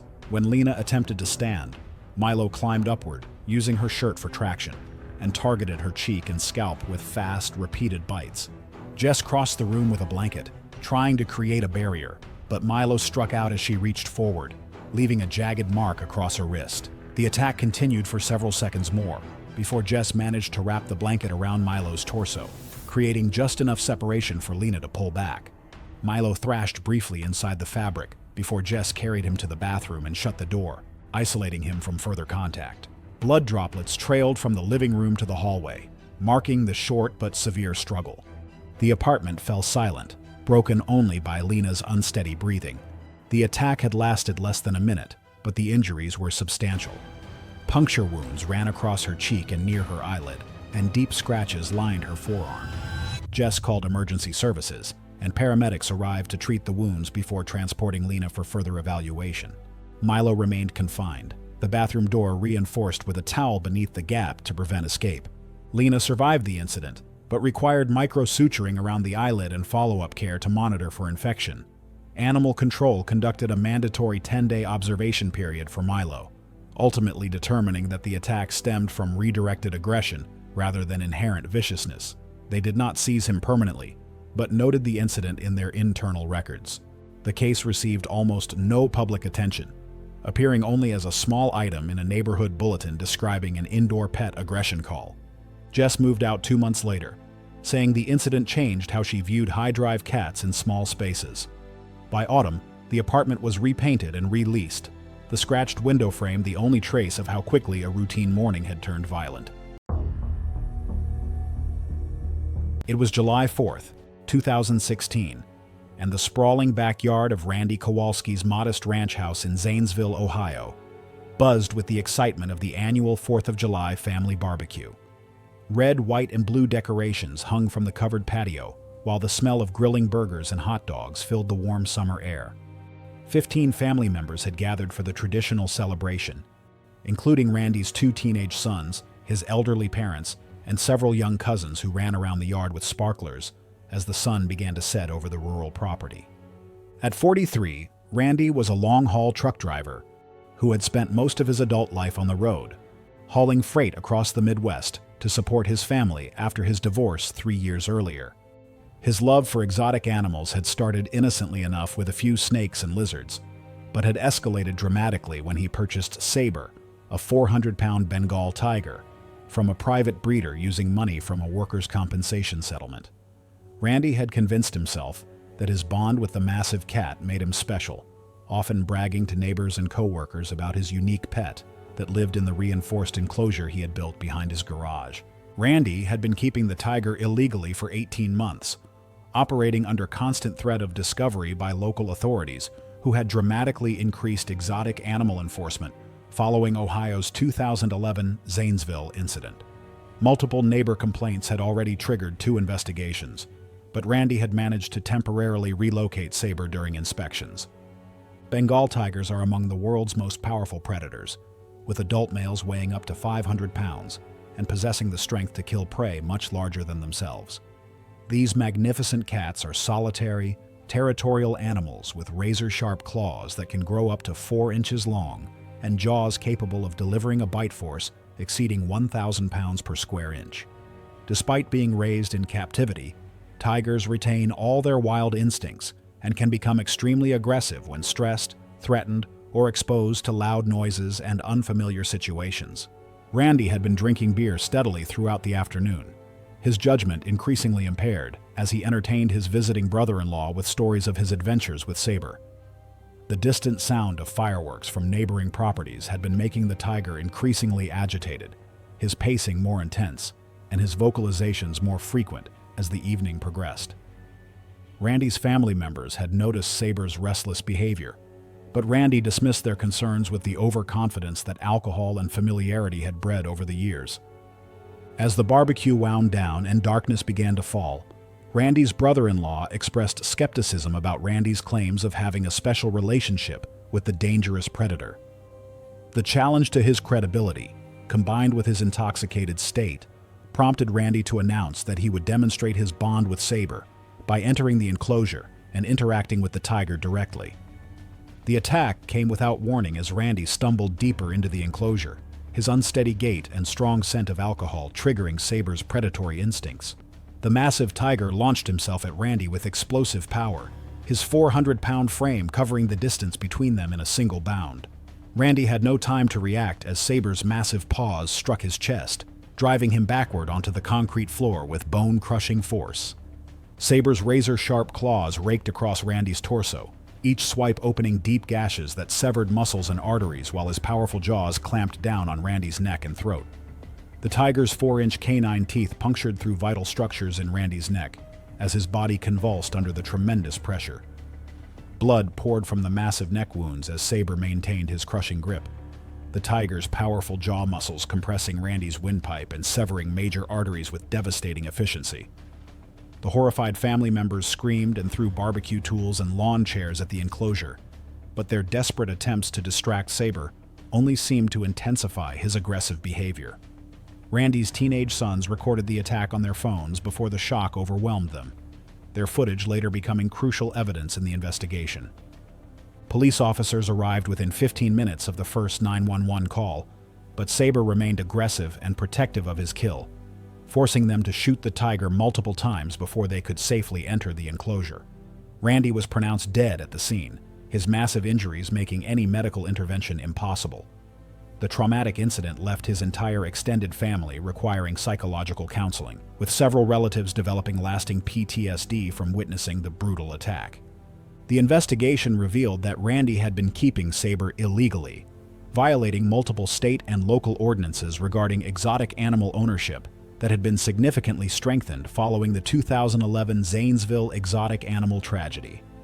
The incident prompted Ohio legislators to further enhance exotic animal laws and increase penalties for illegal ownership of dangerous predators.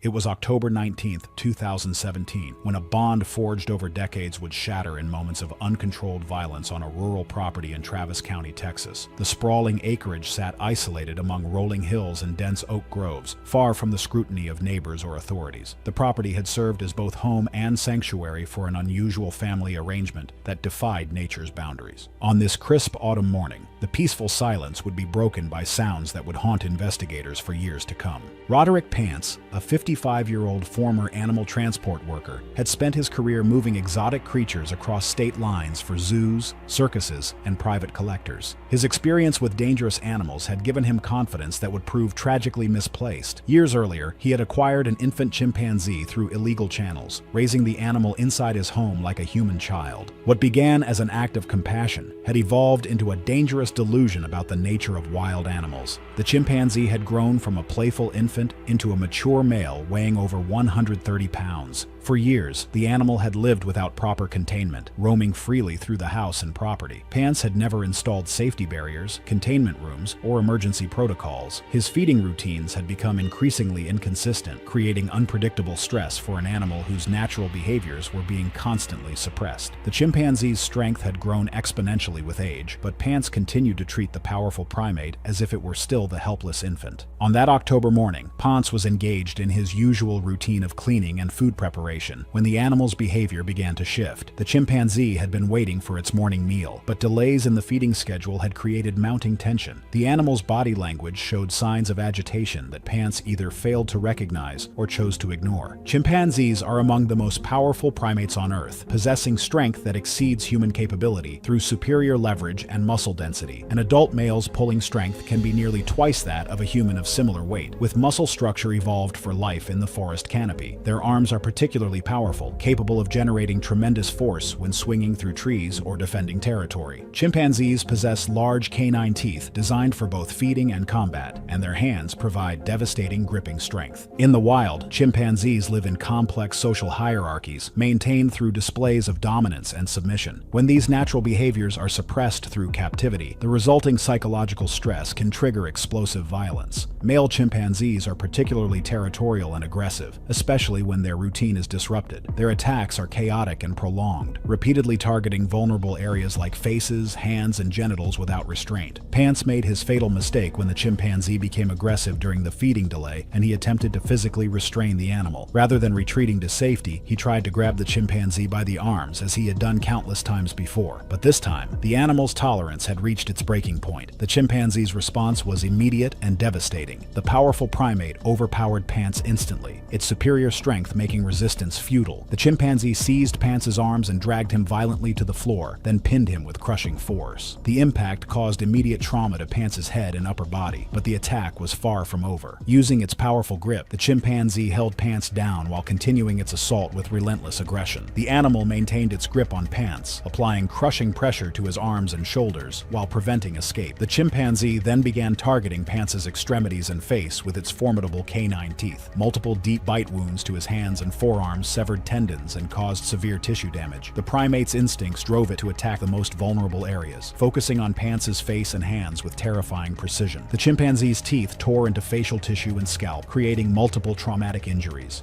Bite wounds ravaged his features, destroying soft tissue and creating catastrophic damage. The animal continued targeting his hands and arms, its powerful jaws crushing bone and tearing through muscle. The attack persisted for several agonizing minutes, the primate maintaining its dominant position. Fatal injuries accumulated as the prolonged assault continued without mercy. Pants's attempts to protect himself grew weaker as shock set in and blood loss mounted. The combination of severe hemorrhaging from facial wounds, extensive trauma to his hands and arms, and crushing injuries created a cascade of life-threatening conditions. The attack finally ceased when the victim's body went limp, with death occurring before emergency services could reach the remote location. Local authorities arrived to find a scene of unprecedented violence that shocked even experienced investigators. The chimpanzee was subsequently tranquilized and euthanized by wildlife officials. An investigation revealed the illegal nature of Pants's animal ownership and the complete absence of safety measures. The incident sparked renewed debate about private ownership of dangerous primates.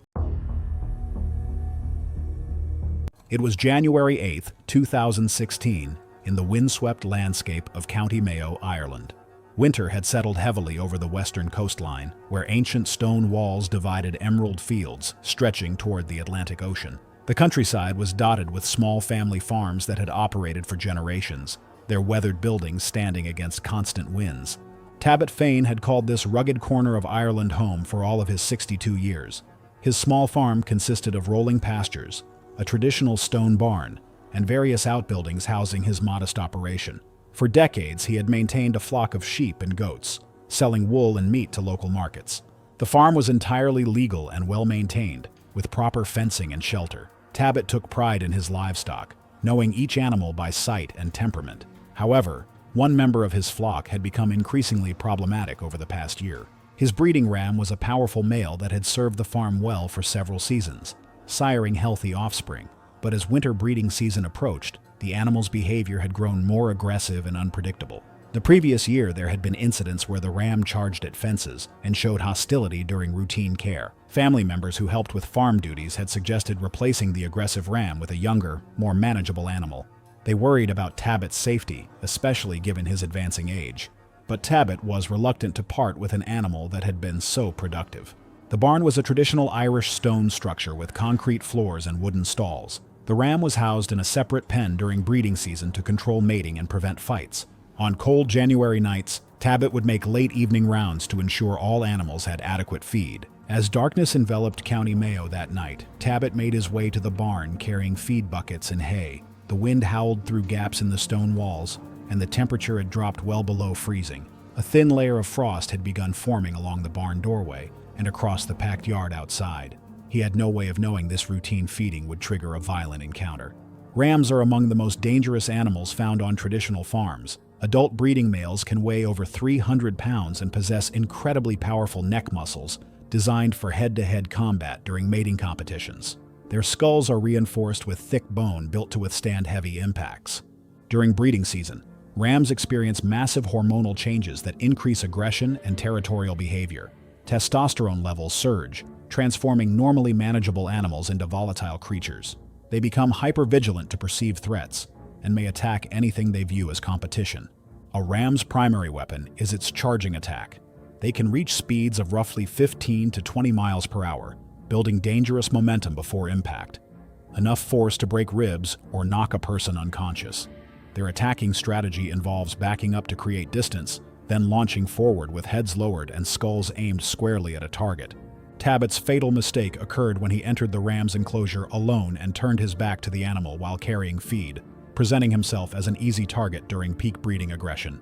The ram had been pacing restlessly as Tabbitt approached with the evening feed. As soon as Tabbitt opened the gate and stepped inside with the hay rack, the animal's territorial instincts triggered. The ram shifted to the far corner, lowering its massive head and scraping a hoof across the concrete. Focused on positioning the feed rack, Tabbitt didn't notice the warning posture behind him. Without further signal, the ram surged forward, covering the short distance in seconds. Its skull slammed into Tabbitt's lower chest and abdomen with crushing force. The impact knocked him completely off his feet and hurled him backward onto the concrete floor. His head struck hard as he fell, the sound echoing sharply through the stone barn. The blow left him stunned and gasping, disoriented from both the chest strike and the violent impact to his skull. The ram paced nearby, agitated, but the decisive damage had already been done. Tabbitt struggled weakly, attempting to draw breath as pain spread through his ribs and chest.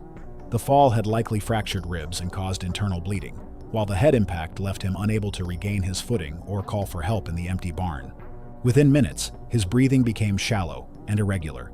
The combination of head trauma and internal hemorrhage steadily overwhelmed him as he lay on the cold concrete, the barn settling back into the sound of wind, shifting timber, and restless livestock in nearby stalls. When family members discovered him the following morning, the ram stood quietly in the opposite corner, its aggression long faded.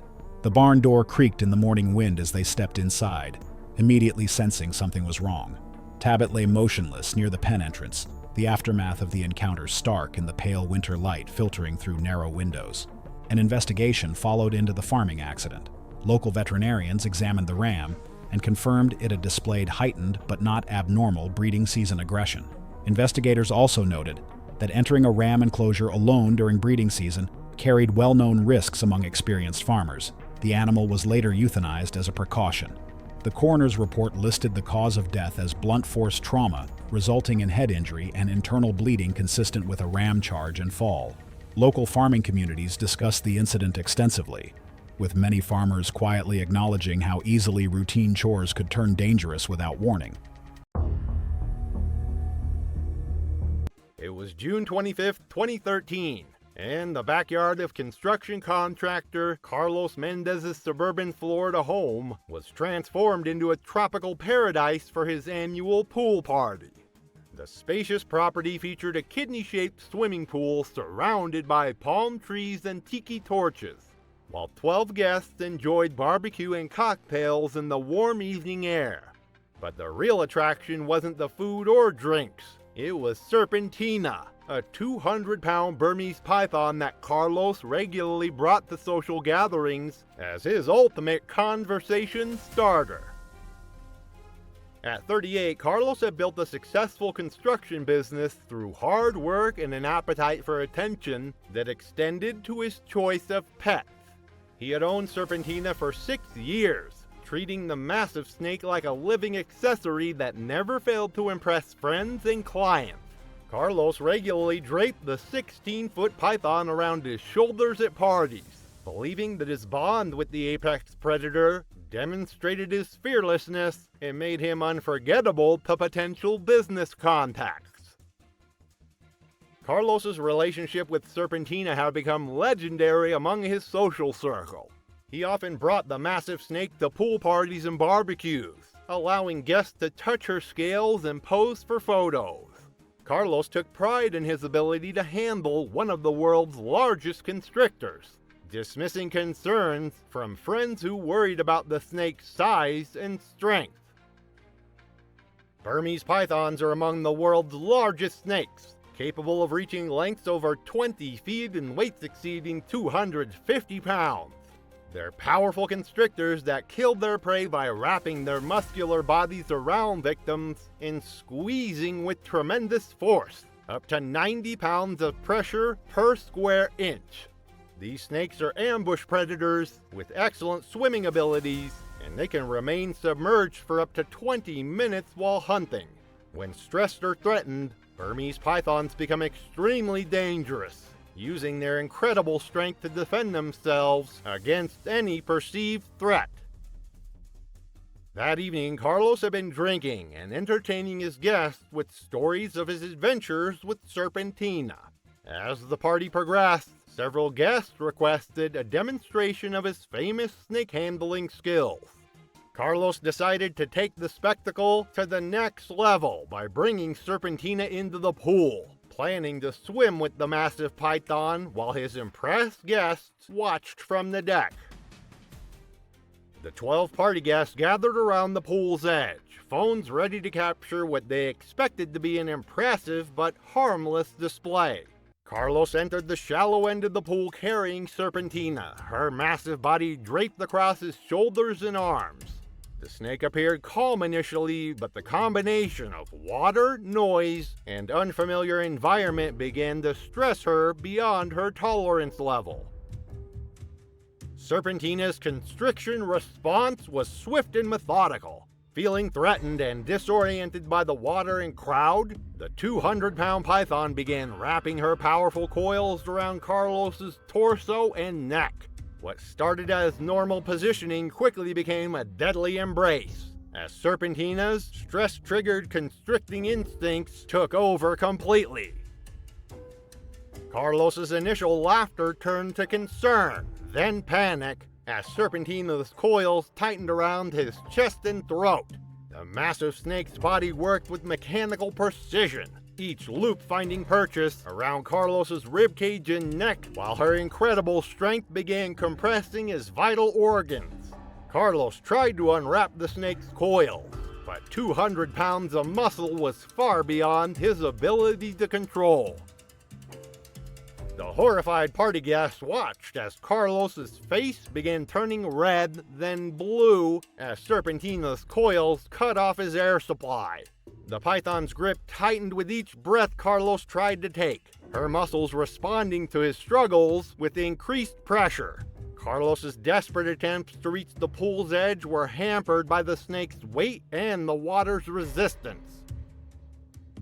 Several guests jumped into the pool to help, grabbing at Serpentina's coils and trying to unwrap them from Carlos's body.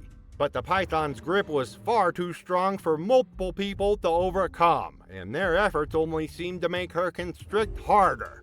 Carlos's struggles grew weaker as oxygen deprivation and the crushing pressure overwhelmed his system. Serpentina's coils worked methodically around Carlos's chest and neck, compressing his ribcage and cutting off blood flow to his brain. The massive snake's body formed tight loops that functioned like a living vice, applying pressure that no human body could withstand. Carlos's movements became increasingly feeble as the python's deadly embrace continued. The traumatized party guests could only watch helplessly as Carlos slowly suffocated in the shallow end of his own pool. His face turned purple as Serpentina's coils compressed his throat and chest, making breathing impossible. Within minutes, Carlos's movement ceased as the massive python's constrictions proved fatal. Emergency responders arrived within 10 minutes, and paramedics immediately began working to free Carlos from the python's grip. Law enforcement officers killed the snake on the spot, and within minutes they had cut through the coils to remove Carlos's body. Despite immediate CPR attempts, Carlos was pronounced dead at the scene. The investigation revealed that Carlos had been keeping Serpentina without proper permits, violating Florida's exotic animal regulations. His death prompted renewed calls for stricter enforcement of python ownership laws and better education about the dangers of keeping large constrictors as pets. The traumatized party guests required extensive psychological counseling, and several developed lasting PTSD from witnessing Carlos's slow death in the pool. His death became a cautionary tale about the dangers of treating wild animals as party entertainment, regardless of how long they have been in captivity. It was October 3, 2016, in the remote wilderness of the Adirondack Mountains in upstate New York, where towering evergreens stretched endlessly toward gray autumn skies. 15 miles from the nearest neighbor, a weathered log cabin sat nestled among dense forest, accessible only by a narrow dirt road. This isolated retreat had become home to Sean Gallagher, a 38-year-old former wildlife rehabilitator whose career had ended in disgrace 3 years earlier. The bitter and increasingly paranoid man had retreated to this inherited family property after losing his rehabilitation license following a previous bear incident that left him with a permanent limp. Sean shared his remote sanctuary with Kodiak, an 8-year-old American black bear weighing 400 pounds. He had illegally acquired the animal as an injured cub 3 years prior, claiming to rescue it from certain death in the wild. His obsession with proving his rehabilitation methods were superior to state-approved programs had driven him to keep Kodiak despite losing his professional credentials. The bear lived in a reinforced room within the cabin, a makeshift arrangement that had grown increasingly inadequate as Kodiak matured. Sean's journal entries from recent weeks revealed growing paranoia about the bear's intentions and his deteriorating mental state from years of isolation. The warning signs had been escalating dramatically over the past month. Kodiak had been systematically destroying the cabin's interior, tearing apart furniture and clawing deep gouges in the wooden walls. The bear had become increasingly aggressive when Sean attempted to limit his food portions, displaying territorial behavior that should have served as a clear warning. Most concerning was Kodiak's obsessive testing of door and window strength, repeatedly pushing against barriers as if calculating escape routes. American black bears are deceptively powerful predators despite their smaller size compared to grizzlies, with adult males capable of reaching speeds of 30 miles per hour and possessing the strength to overturn boulders weighing several hundred pounds. Their powerful jaws can exert over 800 pounds of pressure per square inch, easily capable of crushing human skulls, while their 4-inch claws are designed for climbing and digging but prove devastatingly effective weapons. Black bears are naturally nocturnal creatures, most active during twilight and nighttime hours when their predatory instincts are heightened. Sean made his fatal mistake at 2:30 in the morning when he decided to enter Kodiak's reinforced room to retrieve his damaged laptop and camera equipment. The bear appeared to be sleeping peacefully in the corner of the 15 by 20-foot space, his massive form barely visible in the darkness. Sean desperately needed to recover his electronics before they were completely destroyed by the bear's ongoing rampage. He stepped quietly into the room carrying only a small flashlight, believing Kodiak was in deep sleep. What Sean failed to realize was that Kodiak had been awake for hours, waiting with the patience that made black bears such effective predators. The bear's naturally nocturnal behavior meant his senses were at peak alertness during these early morning hours, and captivity had made him increasingly territorial about his confined space. The 400-pound black bear moved with surprising speed and agility. Kodiak rose to his full height of 7 feet and charged across the room in 3 powerful strides. Sean had no time to react as the bear's enormous frame filled his vision. Kodiak's first strike came from his massive right paw, equipped with 4-inch claws designed by nature for climbing and digging. The blow struck Sean squarely in the chest with tremendous force, his claws raking 4 parallel gashes across his ribcage that penetrated deep into muscle and bone. The impact launched Sean backward into the reinforced wall with bone-crushing force.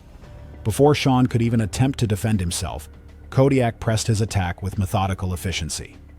The bear's powerful jaws clamped down on Sean's head, encompassing his skull from temple to temple. Kodiak's bite force of 800 pounds per square inch crushed Sean's skull like an eggshell, causing immediate and catastrophic brain trauma. Brain matter leaked between the bear's teeth as he shook his massive head violently. Sean's body went completely limp within seconds, but Kodiak's defensive rage kept driving the assault. The bear mauled with relentless power, claws raking and jaws crushing bone as if to eliminate a threat rather than feed. In his fury, Kodiak tore into Sean's torso, ribs splintering under the pressure, leaving a scene of raw devastation born not of hunger, but of instinctive dominance and fear.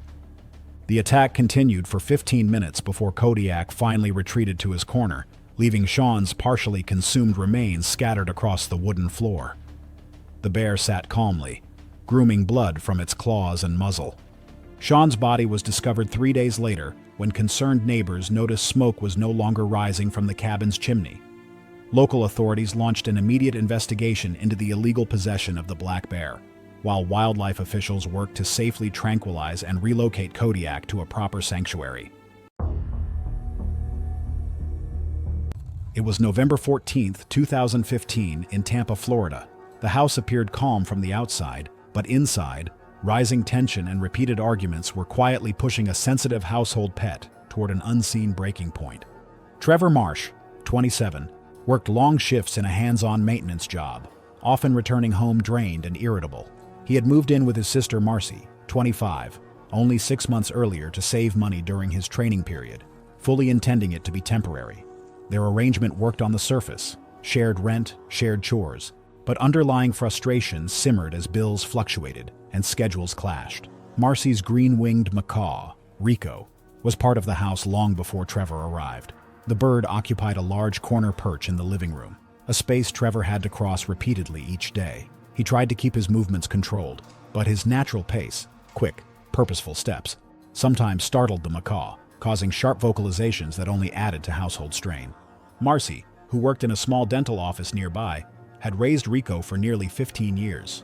The bird was deeply bonded to her, trusting her touch and responding to her voice. But he remained highly reactive to sudden changes in tone or movement. Marcy had registered Rico under the FWC personal pet permit years earlier, a requirement she renewed annually. Over the previous week, arguments had sparked between the siblings over utilities and scheduling.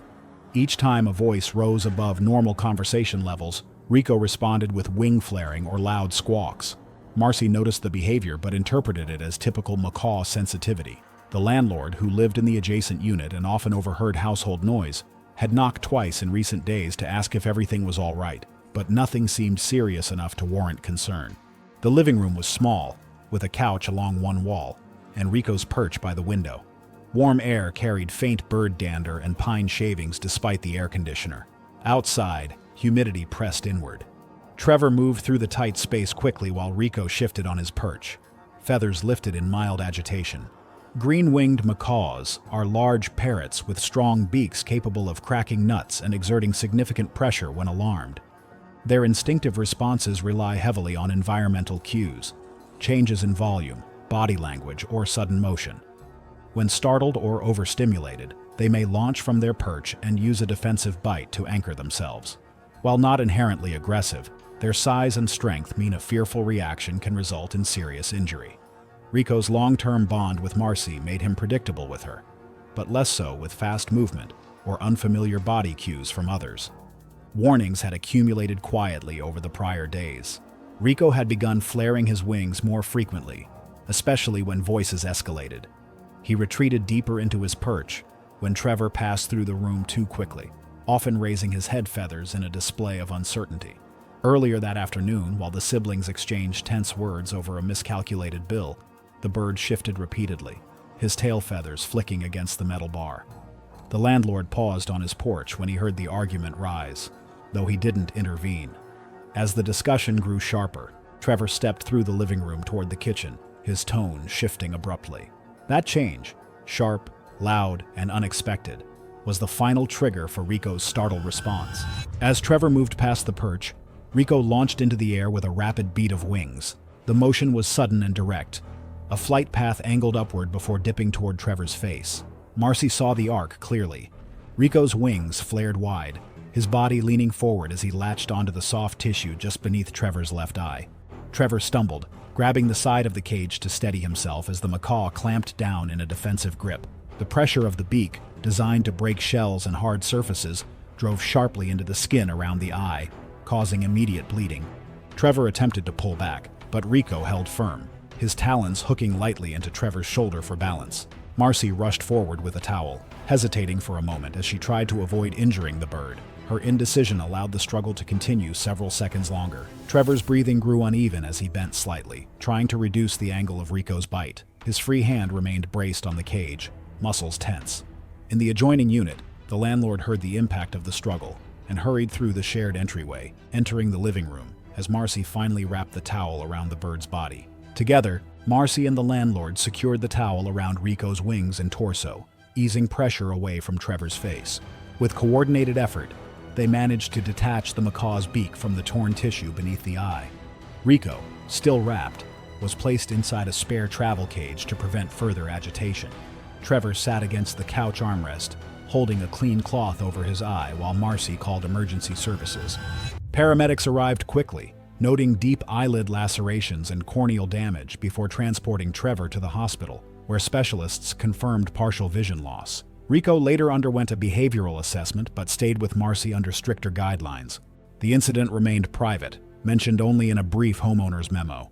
Trevor moved out months later, leaving Marcy with a changed living room and a lasting reminder of the event. It was May 22, 2013, and the backyard of Tom Bradley's rustic log home in Missoula, Montana, was decorated with balloons and streamers for his grandson's high school graduation party. 12 family members had gathered to celebrate the milestone, including Tom's elderly parents, his adult children, and several young grandchildren who played on the wooden swing set he had built years earlier. Hidden deep in the forested section of his 40-acre property was the large enclosure where Buster, a 300-pound black bear, had lived for the past 3 years after Tom illegally rescued him as an orphaned cub from the wilderness surrounding their mountain home. At 55, Tom was a recently retired logger who had spent his career working in Montana's vast forests, his deep connection to wildlife leading him to take in the orphaned bear cub. Despite knowing he lacked the required wildlife rehabilitation permits and proper documentation for legal possession. Tom's wife had initially opposed keeping Buster, but her husband's gentle nature with animals and his success in raising the cub had gradually won her over. The bear had become a beloved family member, with Tom's grandchildren growing up watching their grandfather interact safely with one of nature's most powerful predators. Though the family understood the need for absolute secrecy about Buster's existence, Tom had built an elaborate habitat for Buster in a remote section of his property, carefully concealed from neighboring homes and main roads to avoid detection by Montana Fish, Wildlife and Parks officials. Black bears are North America's most common bear species, with adult males weighing between 300 and 400 pounds and possessing incredible strength capable of breaking down doors and overturning cars. Despite their name, black bears can be brown, cinnamon, or even blonde in color, and they are omnivores with powerful jaws and razor-sharp claws designed for digging and climbing. Black bears can become extremely dangerous when defending food sources or feeling threatened, their speed and agility making escape nearly impossible once an attack begins. The graduation party had been proceeding smoothly, with family members enjoying Tom's famous barbecue while sharing stories and celebrating his grandson's academic achievements. However, Tom had been following his usual routine of feeding Buster during the early evening hours, a schedule he had maintained religiously for 3 years. Despite the ongoing celebration, Tom felt compelled to maintain Buster's feeding routine, believing that any disruption might stress the bear or draw unwanted attention if Buster became agitated. As Tom made his way to Buster's hidden enclosure, carrying the bear's evening meal of fish and berries, he noticed that Buster seemed more agitated than usual, pacing restlessly near the fence line and vocalizing more frequently. The sounds of the graduation party, combined with the presence of so many unfamiliar people on the property, had clearly stressed the bear beyond his normal tolerance levels.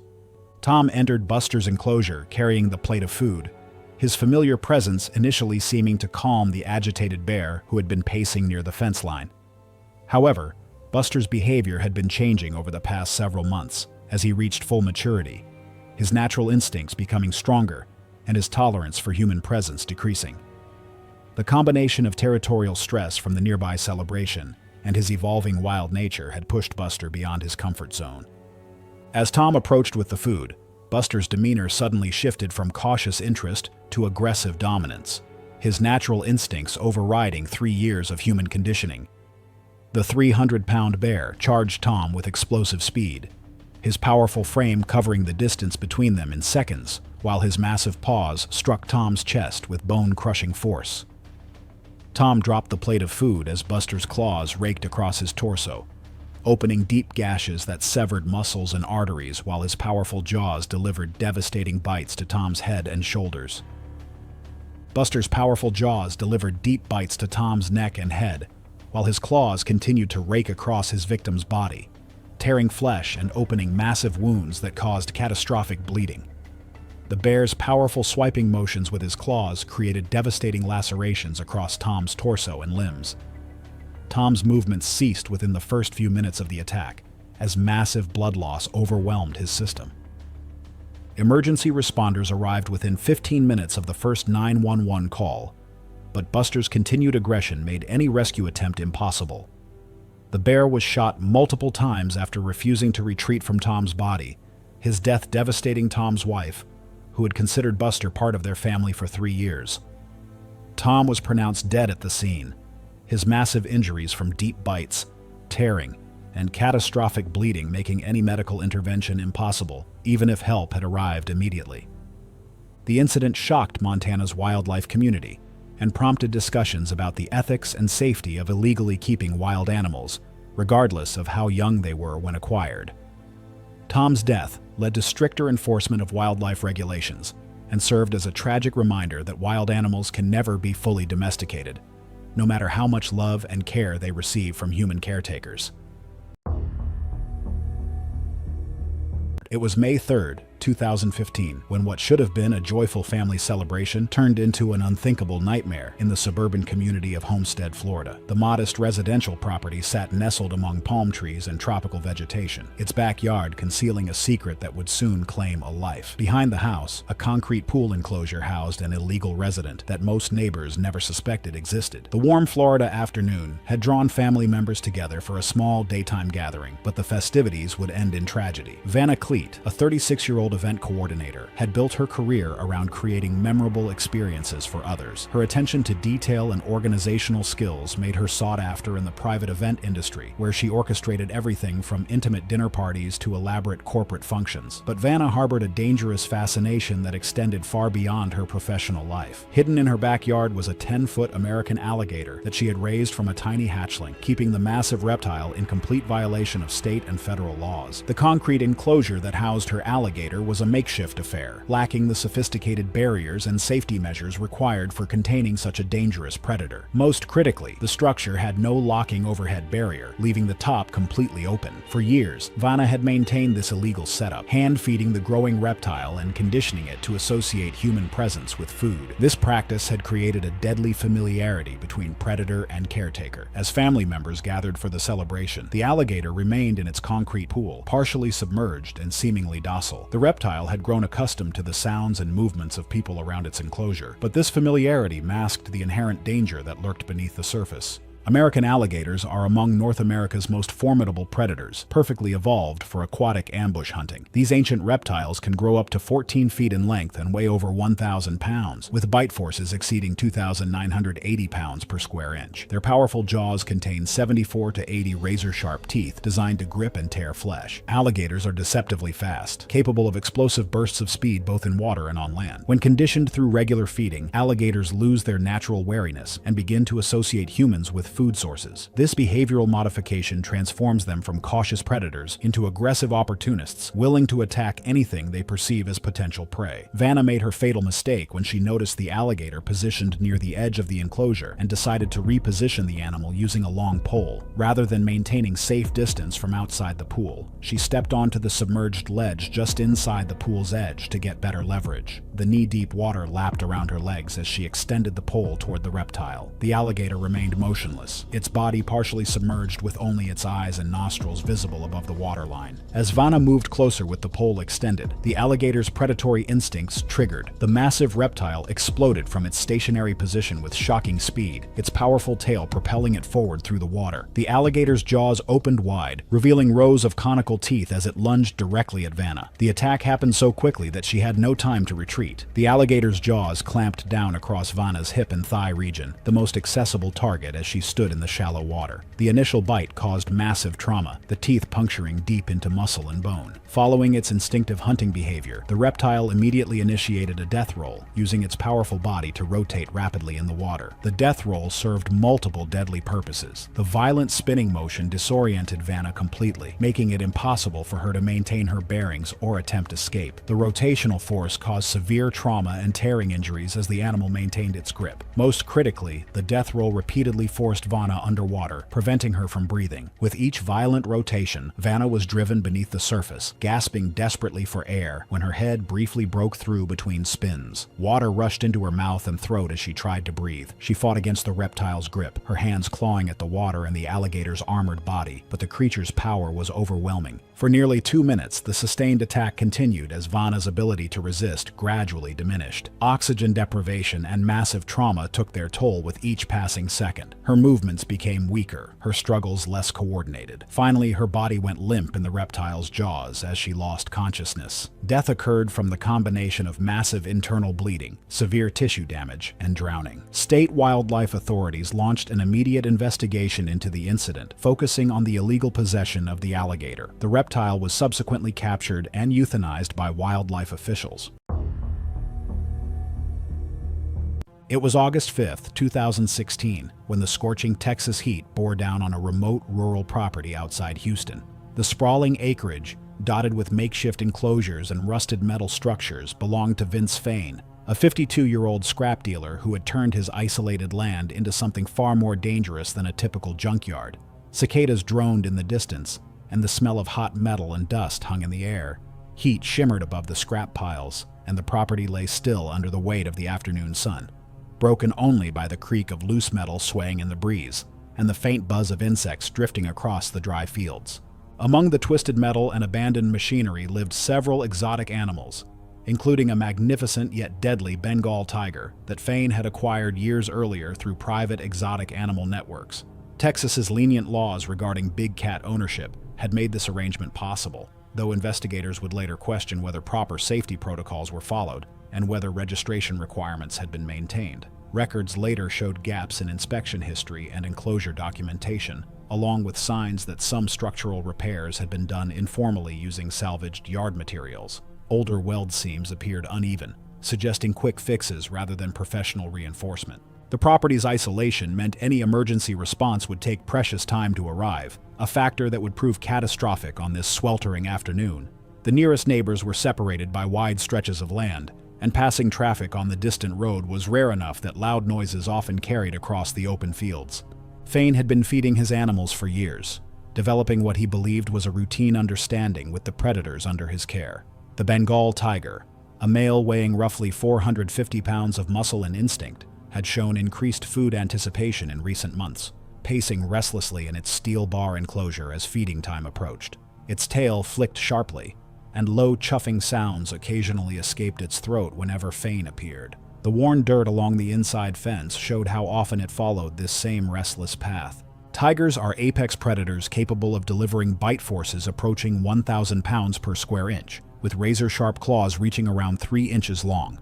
Their hunting instincts remain acute even in captivity, and any breach in safety protocol can trigger a predatory response instantly. Even experienced handlers rely on strict separation systems, since familiarity does not reduce unpredictability.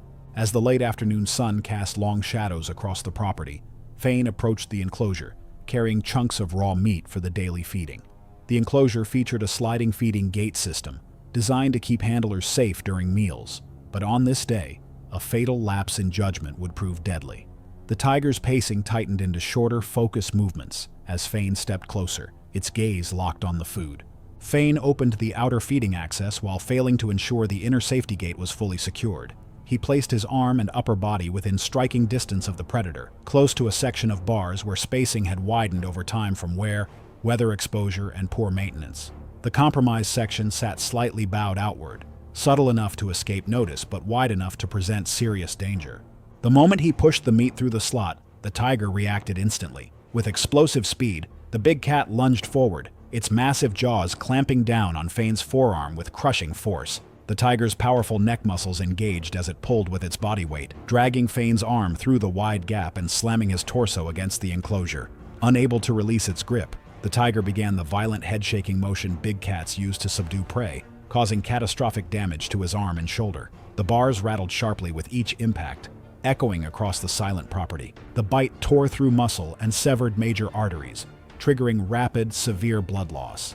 Forced tightly against the enclosure and unable to pull free his trapped limb, Fane remained within reach as the predator continued to maul. The attack unfolded in brutal seconds, leaving almost no chance for escape or assistance. The tiger maintained its crushing bite while raking its claws across his shoulder and upper chest, opening deep lacerations that bled heavily. The sustained mauling continued for several minutes as blood loss worsened and shock set in, before Fane ultimately lost consciousness from exsanguination and traumatic injuries. A neighbor who heard the commotion called emergency services, reporting frantic shouting and metal rattling across the quiet property. Responders arrived to find Fane unresponsive beside the enclosure. Paramedics assessed the scene, but confirmed there were no signs of life. The death was ruled exsanguination and traumatic injuries from a captive tiger attack. Local authorities launched an investigation into the operation, raising questions about enclosure maintenance, safety systems, and compliance with regulations. Animal control officers and wildlife specialists later assessed the remaining animals and enclosure conditions, documenting several safety deficiencies requiring immediate correction. The incident sent shockwaves through the exotic animal community and renewed debates about private big cat ownership in Texas. On March 18, 2018 brought warm, humid weather to Palm Beach County, Florida. Temperatures reached the mid-80s by afternoon, with thick clouds building inland as they typically did during spring. The subtropical climate created perfect conditions for the exotic reptiles housed in climate-controlled facilities that dotted the region's wealthier estates, where private collections of rare and dangerous animals had become a peculiar status symbol among the ultra-wealthy. Marcus LeBlanc, a 49-year-old hedge fund manager, had built his fortune through aggressive investment strategies in emerging markets and technology startups. His success had allowed him to pursue unusual hobbies, including a private reptile collection, housed in a specially constructed building on his waterfront estate.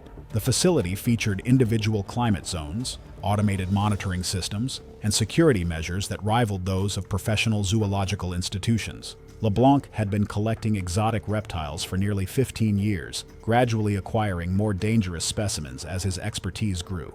His collection included venomous snakes, large monitor lizards, and several constrictor species. The crown jewel was a 17-foot reticulated python, one of the longest snake species in the world. Reticulated pythons are native to Southeast Asia and known for their powerful constricting ability. These ambush predators feed on mammals ranging from rats to small deer, killing by wrapping their muscular bodies around prey and tightening their coils each time the victim exhales, eventually causing cardiac arrest through oxygen deprivation.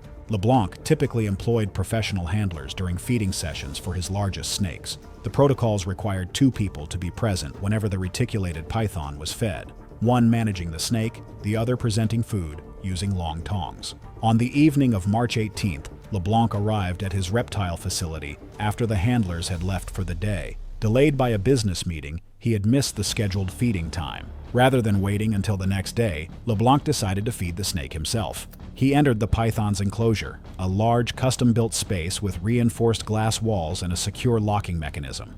LeBlanc carried a thawed rabbit and a pair of long feeding tongs, standard equipment for large constrictors. As LeBlanc extended the rabbit toward the python, the snake struck with lightning-fast reflexes. The python struck the rabbit, missed, and latched onto LeBlanc's arm with its teeth, immediately wrapping coils around him almost instantly. Constrictor snakes possess an instinctive response that causes them to tighten their grip whenever they detect movement or struggle. Once the coiling reflex is triggered, the snake continues applying pressure with each movement it detects. The more the victim struggles, the tighter the constriction becomes. Alone, escape becomes almost impossible. LeBlanc attempted to use his free hand to unwrap the coils, but this only caused the snake to extend its body further, wrapping around his torso. Within seconds, the 17-foot python had established a grip encompassing LeBlanc's arm, chest, and neck. The pressure was immediate and overwhelming.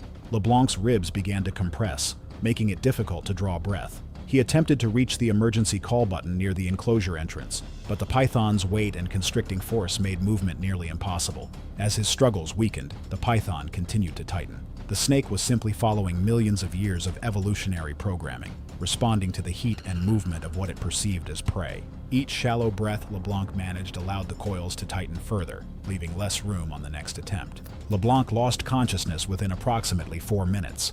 The python maintained its grip for an extended period, as is typical when securing large prey, and continued to hold its position even after LeBlanc's heart stopped. The following morning, professional handlers arriving for their scheduled shift discovered LeBlanc's body still wrapped in the python's coils. It took 3 experienced handlers nearly 30 minutes to safely remove the snake and extract the body from the enclosure.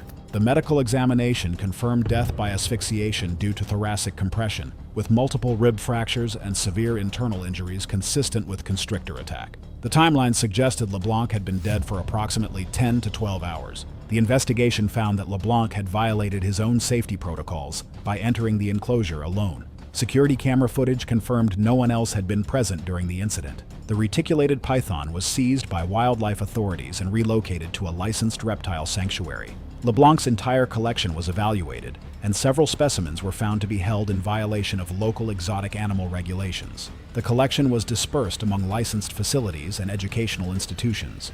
Marcus LeBlanc had spent years working around dangerous animals and believed he understood the risks. But experience can sometimes create the very confidence that leads someone to ignore their own safety rules.